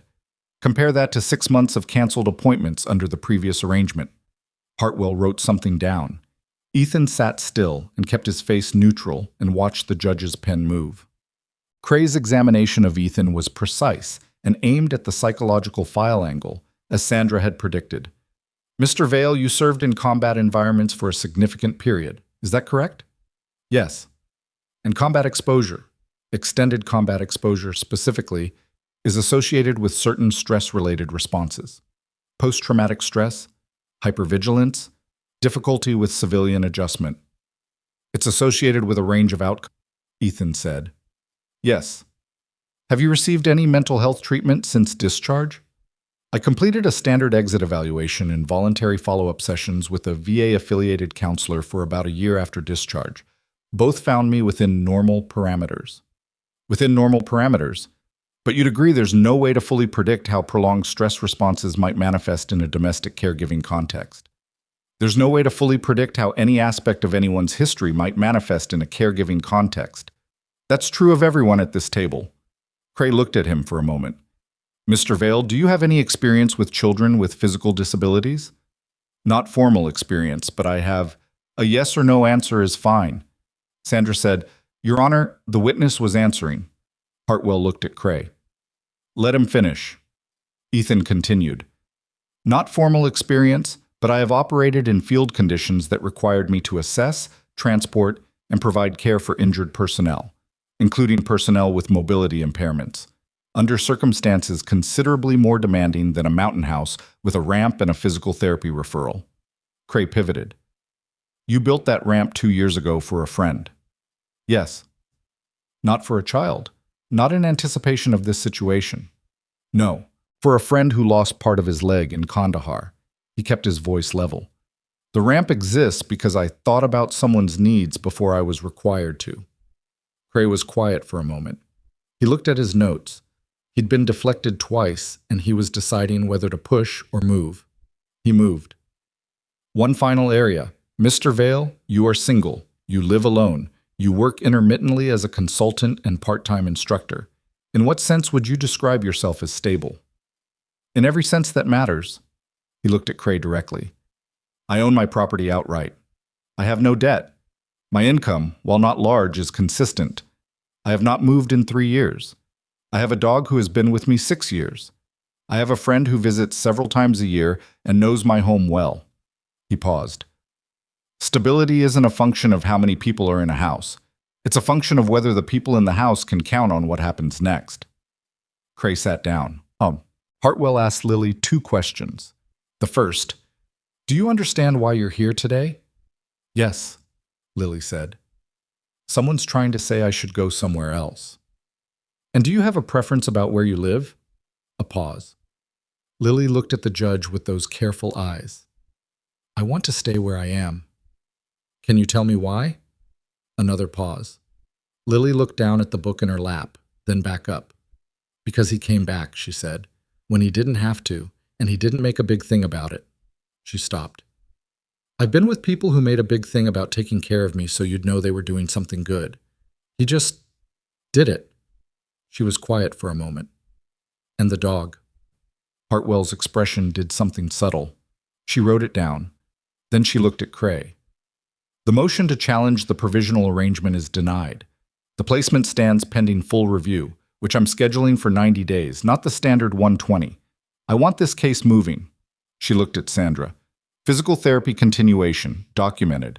Monthly check-ins with the welfare advocate, documented. Home inspection completion within the current week. She looked at Ethan. Mr. Vale, this is a provisional arrangement, not a permanency determination. Understood? Understood. She looked at the room one more time. We're done, she said, and stood. Outside in the hallway, Cray walked past without looking at them. He had the contained expression of a man recalibrating for the next argument, which was already waiting. Sandra exhaled. Not dramatically, just a breath that acknowledged something had landed correctly. 90 days instead of 120. She's moving it deliberately. Is that good? Ethan asked. It means she wants resolution, not procedure. Yeah, it's good. She started gathering her files. Get the inspection done this week. Document every medical appointment. Keep records of everything. Meals, school, anything relevant. Make the 90-day review as boring as possible. Boring.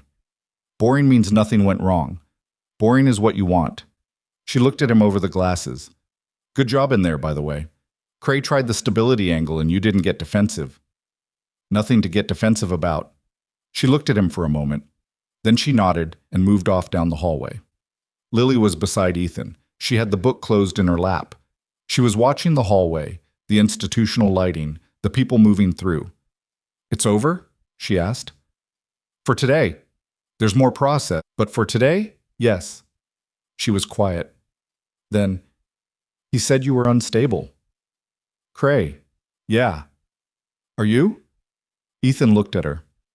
"I have bad nights sometimes. I'm not great at people in large groups. I forget to eat lunch more than is probably healthy." He paused. "But I show up for what matters. That's what I know about myself." She considered this. "That's enough," she said, like she'd run the numbers and arrived at a conclusion. They went down the hallway toward the elevator. Koda was waiting with the clerk who'd agreed to hold his leash. It was a courthouse, no dogs in the hearing room. And when the elevator opened and Lily came out in the wheelchair, the dog's ears went up and his tail moved twice. Lily reached out and put her hand on his head. The clerk smiled. Ethan thanked him and clipped the leash, and they moved toward the exit. The home inspection happened 2 days later. The inspector was a woman named Denise, county certified, who came with a clipboard and a checklist, and who Ethan suspected had been briefed on the Marsh-Cray challenge because she was slightly more thorough than the standard protocol required. She checked the ramp, the bathroom accessibility, the bedroom setup. The study had been fully cleared and furnished by then. He'd bought a bed and a dresser from a second-hand place in town, and Lily had spent an evening arranging things to her satisfaction, which had involved more deliberate placement of the dog book and the worn rabbit than the furniture itself. Denise looked at the room. She made notes. She asked Lily, in Ethan's presence, whether she felt comfortable in the space. Lily said yes. Denise asked whether she had what she needed. Lily said mostly, and then said she was getting a new wheelchair fitted next week, so that was being handled. Denise wrote something down and moved on. In the kitchen, while Lily was in the living room, Denise said quietly to Ethan, "The physical therapy referral was fast. She needed it. Most people in your position would have waited for the system to handle it. The system hadn't been handling it." Denise looked at him. She was in her 40s, the kind of professional who'd seen enough cases to have strong opinions she kept mostly to herself. "The insurance issue with the new wheelchair," she said. "There's a medical equipment fund through the county disability office. Reed may not have mentioned it because it's not part of his area, but the applications aren't complicated. I'll look into it. I can email you the form. I'd appreciate that." She wrote something on the clipboard. "The inspection is going to come back positive," she said. "Not as a favor, just as a fact. The setup is appropriate, and the child's affect is clearly improved relative to the intake documentation." She paused. "For what it's worth." "It's worth something," Ethan said. "What?" Reed called that evening with the final update on the Halston case. Victor Halston had been charged on 4 counts: child abandonment, fraudulent billing of state medical funds, negligent deprivation of necessary medical care, and misrepresentation in a guardianship proceeding.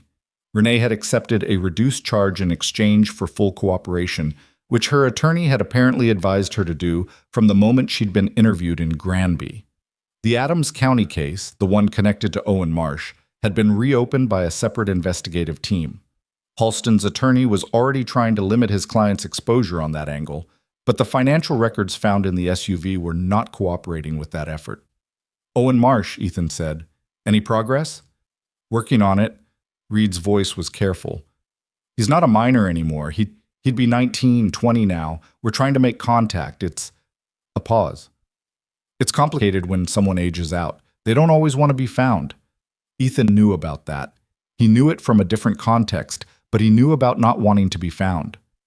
"If you reach him," Ethan said, "make sure he knows someone's actually looking, not just processing." Reed was quiet for a moment.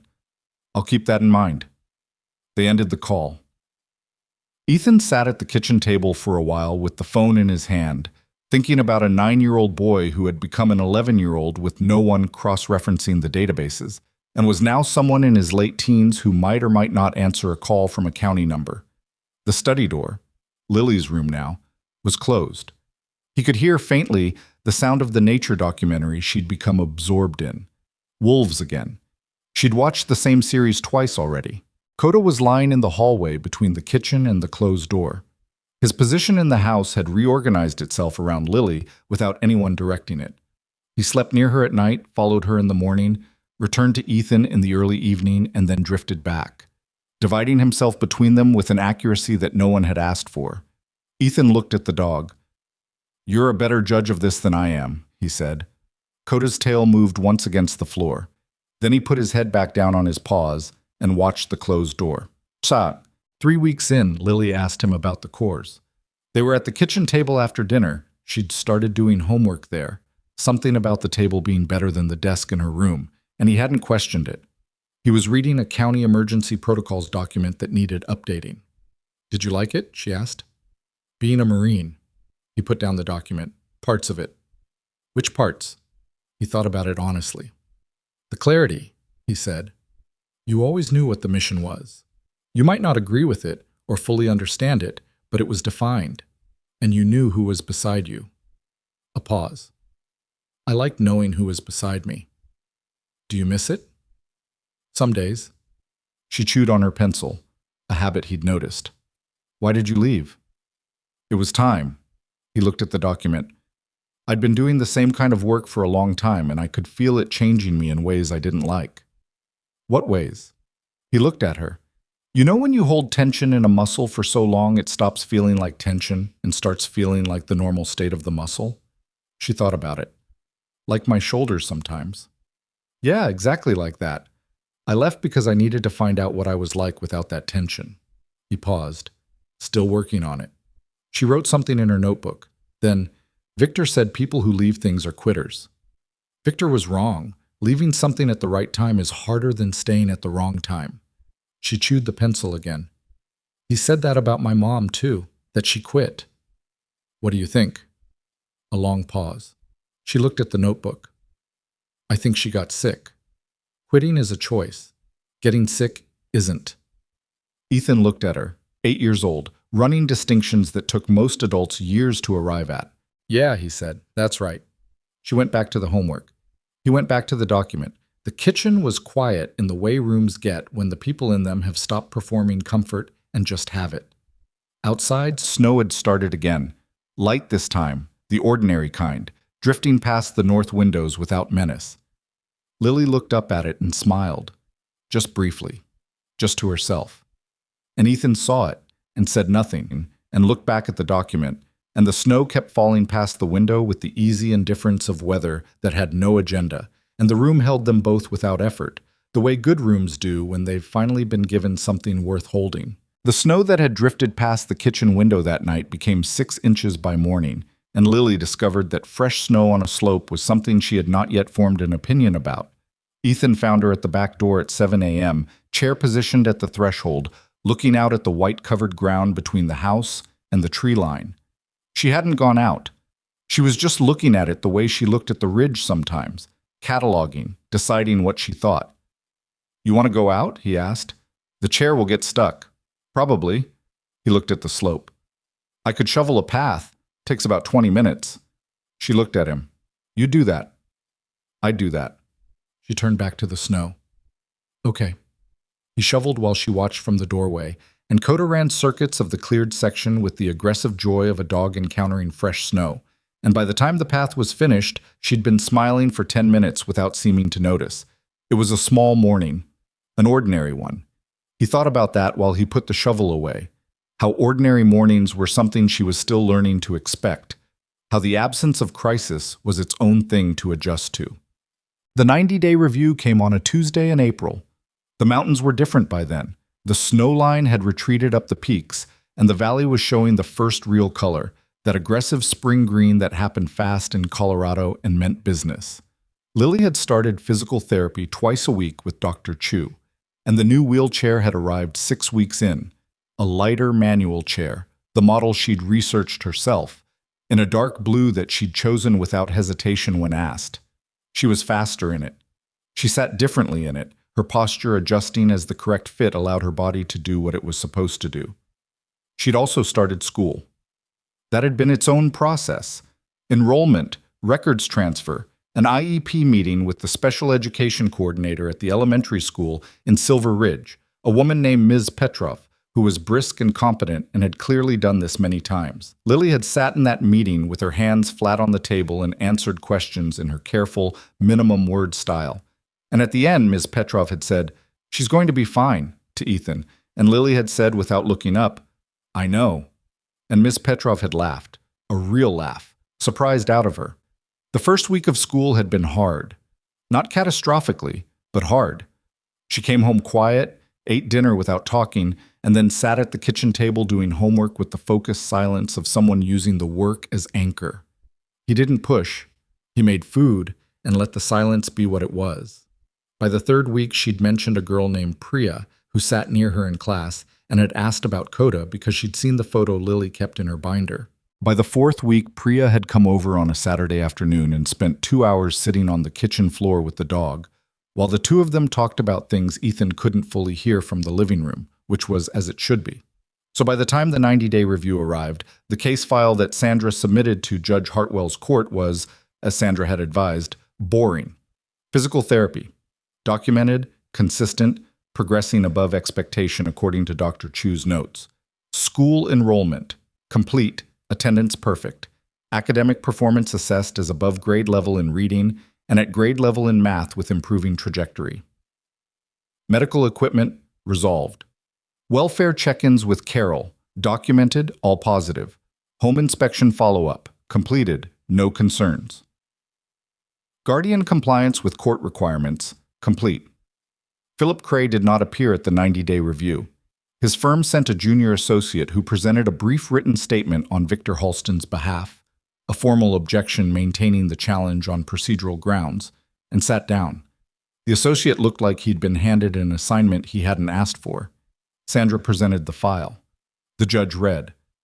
Ethan sat at the table and kept his posture still and his hands flat and waited. Hartwell looked at the associate. Does your client have anything substantive to add to the procedural objection? Anything relating to the child's current welfare or the guardian's conduct in the interim? The associate shuffled papers. Not at this time, Your Honor. Hartwell looked at him for a moment with the compressed expression. Then she looked at the file. Then she wrote something and said, Provisional placement confirmed pending permanency determination. 6 months from today, we'll have the full permanency hearing. At that point, she looked at Ethan over the reading glasses she'd apparently borrowed from Sandra's playbook. At that point, Mr. Vale, you'll need to have made a decision about whether you're filing for formal guardianship or pursuing adoption. The court will want clarity. Ethan looked at her. I've already made the decision. A pause. Which is? Adoption. If Lily agrees. Hartwell studied him for a moment. Then she made a note. We'll address that at the permanency hearing. In the meantime, the current arrangement stands. She closed the file. We're done, he told Lily that evening. They were at the north windows. It had become their place for important conversations, as if the view made the words easier to say. The ridge was green-brown now on the lower slopes, white only at the peaks. The light lasted longer this time of year, and the room was still bright at 7 p.m. He sat down and told her what he'd said to the judge. She went very still. I should have talked to you first, he said, before I said it in the room. I'm sorry about that. She looked at her hands, then at the window, then at him. Are you sure? She asked. Yeah. Why? He thought about how to answer that honestly, rather than well. Because you belong somewhere, he said. Not as a case number or a provisional arrangement, just somewhere that's yours, with a door that locks from the inside and a dog and a view you've learned by heart. She was quiet for a long time. Outside, a hawk moved across the lower slope, riding something thermal, barely moving its wings. I've never been adopted, she said. I know. I don't know how it works. There's more process, more paperwork. Sandra will handle most of it. A pause. It won't be fast. These things aren't fast. But at the end, legally, you're my kid, and this is your house. She sat with that. The hawk had disappeared over the ridge. Koda was in his spot beside her chair, his chin resting on his paws. What do I call you? She asked. He hadn't thought about that specifically. Whatever you want, he said. There's no requirement. She looked at him for a long time. It was the look she got when she was running her calculations, weighing the data, assessing the reliability, deciding what the evidence supported. "Okay," she said finally. "Okay, you'll think about it," or okay, I want to." She turned back to the window. Both. Victor Halston's trial was set for September, 7 months after the night of the blizzard. Ethan followed it from a distance, through Reed, who sent updates with the regularity of someone who understood that being informed was different from being consumed by it. The financial fraud charges were the strongest. The paper trail from the SUV had been comprehensive enough that Cray's firm had tried twice to negotiate a plea arrangement. The DA rejected the first offer. The second was still being evaluated when, in late June, Renee Halston completed her cooperation agreement and gave a deposition that, according to Reed, was thorough enough to make the trial outcome a near certainty. "She didn't know about the other kid," Reed said during one of their calls. "Owen Marsh. She knew Victor had done something similar before, but she claims she didn't know the specifics." "Do you believe her?" "About half of it," Reed said. "But what she knows about Lily's situation is more than enough." Owen Marsh had been found in May. Not found the way a missing person is found, but contacted. He was 20, living in Fort Collins, working construction. He'd agreed to speak with investigators, but not to testify. Reed said they weren't pushing it. "He's got a life," Reed said. "He built it himself. That matters." Ethan understood that. The trial, when it came, lasted 4 days. Ethan didn't attend. He had no role in it except as the person who'd found Lily and reported what he'd found, which he'd already documented in full for the prosecution months earlier. He was prepared to testify if subpoenaed. He wasn't. Victor Halston was convicted on 3 of the 4 counts, sentenced to 4 years, with the financial restitution order running against him for the full amount of the fraudulent billing plus interest. His attorney filed an appeal within 48 hours, which Reed described as a standard move that was unlikely to go anywhere, and which Ethan filed in the part of his brain labeled things that are no longer my immediate problem. Renee Halston received a suspended sentence in community service. She had left Silver Ridge before the trial and moved somewhere in New Mexico. Neither Ethan nor Lily ever encountered her again. The night Reed called with the verdict, Ethan was in the kitchen making dinner. He listened, said a few words, thanked him, and hung up. Lily was at the kitchen table with her homework. She looked up. "Something happened," she said. Same sentence as that first morning in the shelter, same reading of his face. Victor's trial ended. He was convicted. She looked at him for a moment. Her face did the complicated thing it sometimes did when information arrived that should feel simple but landed with more weight than the words could explain. "Is that over now?" she asked. "Yeah, essentially." She looked back at the homework, picked up her pencil, put it down. "I'm not happy about it," she said. "I thought I would be." "Yeah." "Is that weird?" "No." He turned back to the stove. When something's been part of your life a long time, even the bad things, when they end, it doesn't always feel like what you expected. She was quiet for a moment. "What does it feel like?" He thought about it. "Empty. Not bad empty.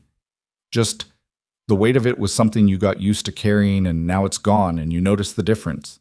She considered this. "Will it feel better later?" "Yeah, it does." She picked the pencil back up. He turned the heat down on the stove. Koda came in from the living room and walked a slow circuit of the kitchen and settled near Lily's chair. "Okay," she said, and went back to the homework. The permanency hearing was in November. It was a gray Tuesday, the kind that Colorado produced in the weeks before the first real snow of the season. Not cold enough to be dramatic about, just a sustained chill with clouds that couldn't decide.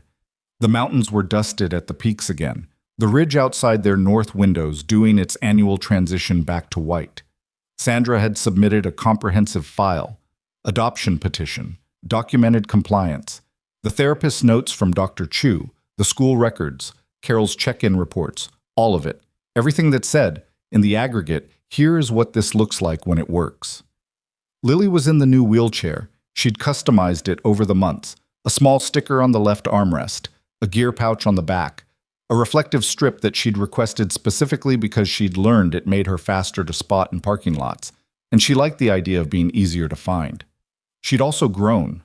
Not dramatically, but enough that it showed. In the fit of her coat, in the way she held herself in the chair, in the fact that Dr. Chu had upgraded her therapy goals from basic compensation to active strengthening. She was not the same child Ethan had pulled from the snow 11 months ago. That child had been somewhere still alive in her, available for reference when things got hard. But it wasn't the whole picture anymore. The hearing room was the same one from February set. Third floor, institutional lighting, Hartwell in her seat with her reading glasses and her compressed expression and her pen. Philip Cray was not there.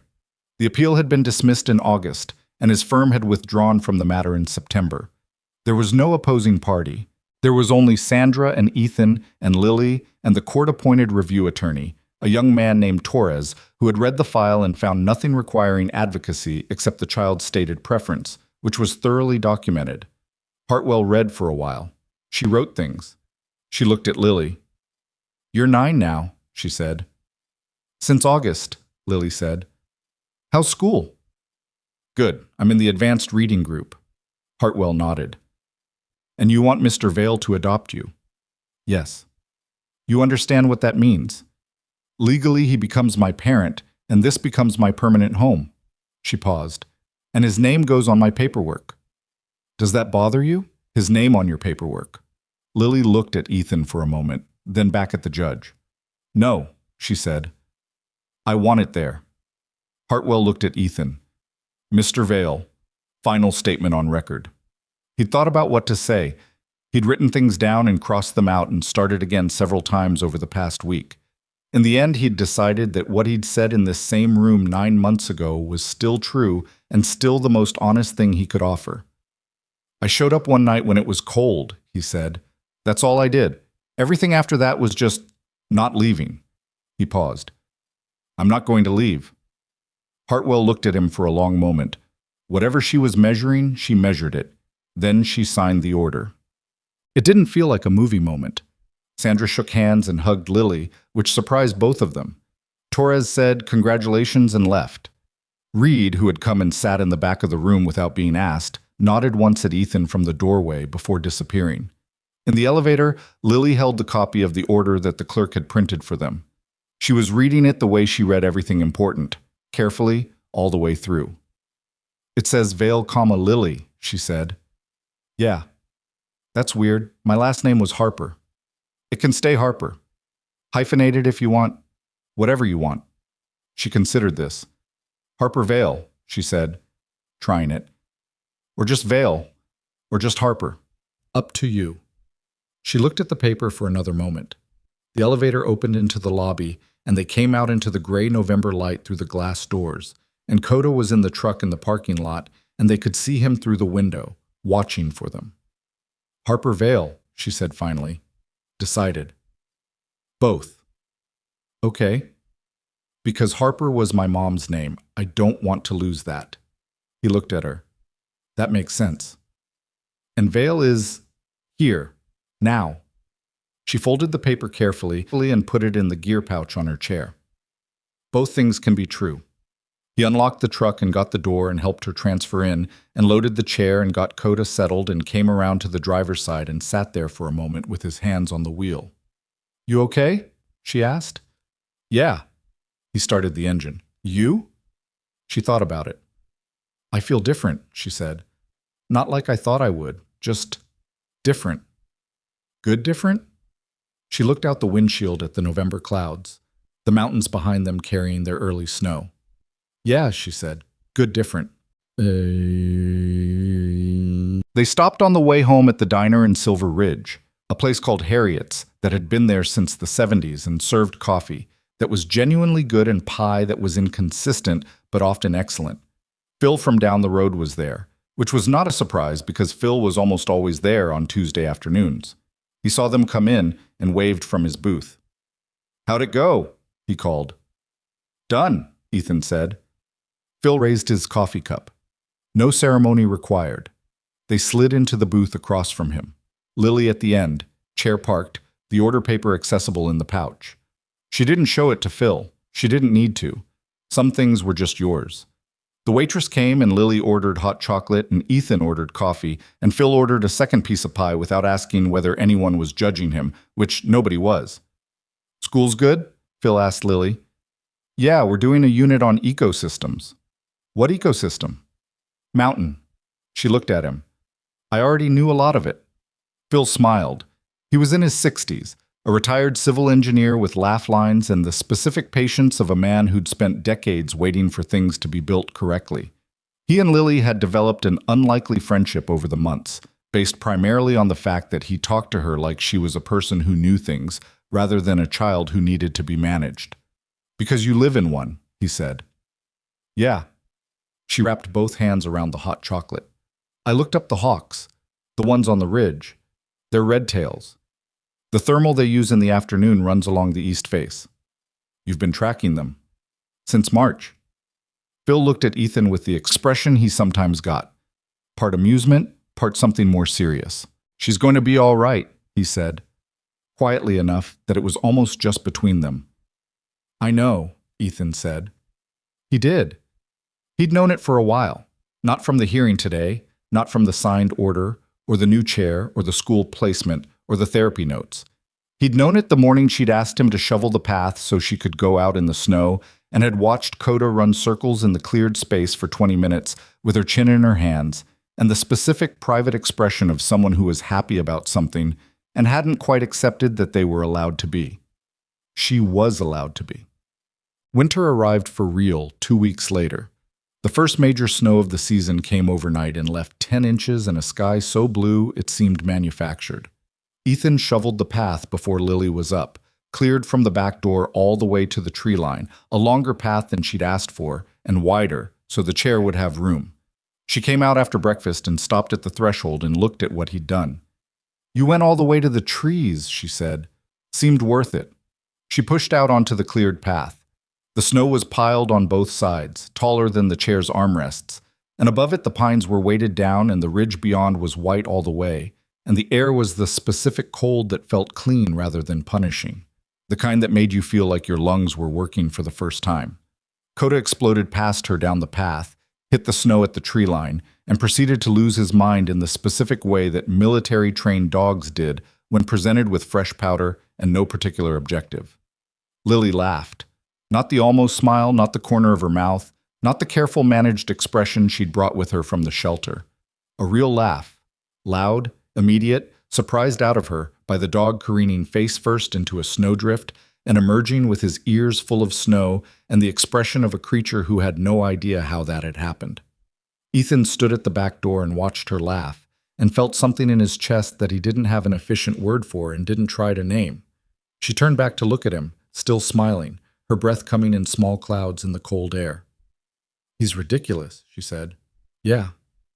He did the same thing last year, with the snow. He does it every year. Does he ever learn? No. Ethan came out onto the path. That's the good part. She looked at him for a moment with the eyes that had started out careful and stayed precise, but had lost the wariness that used to live beneath the precision. Then she turned back to the trees and called Koda's name, and the dog came rocketing back up the path and skidded to a stop beside her chair in a spray of snow that hit them both, and she laughed again, and Ethan stood in the cleared path in the mountain cold and let the moment be exactly what it was. No more. No less. Just a man and a kid and a dog in the snow on a Tuesday in November in a place that belonged to all of them. The red-tail hawks came back to the ridge in February, riding the same thermals on the east face that Lily had mapped the spring before. She had a notebook by then, a real one, spiral-bound, with dated entries and rough sketches of wing shapes and columns for time of day and weather conditions and altitude estimates. She'd started it herself, without prompting, the way she'd started most things that mattered to her, quietly, thoroughly, with a seriousness that had nothing to do with trying to impress anyone. The notebook lived on the windowsill beside the north-facing windows, and when the hawks were out, she'd go there and watch and write, and Koda would sit beside her, and sometimes Ethan would look over from whatever he was doing and see the two of them there, the girl with the notebook and the dog at her wheel and the mountains beyond the glass. And it would be so ordinary and so specific and so entirely theirs that the fact of it still surprised him sometimes.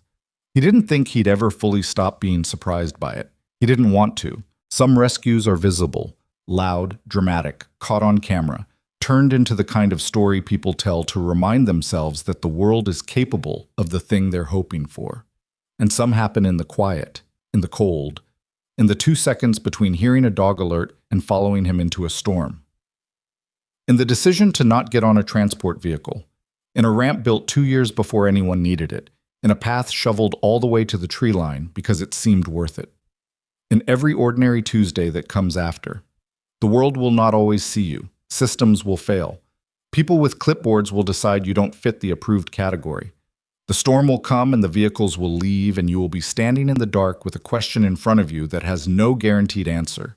The only thing any of us can do is what Ethan Vale did. Not because we know how it turns out, but because we looked at who was in front of us and decided they were worth showing up for. That is the whole of it. That is enough.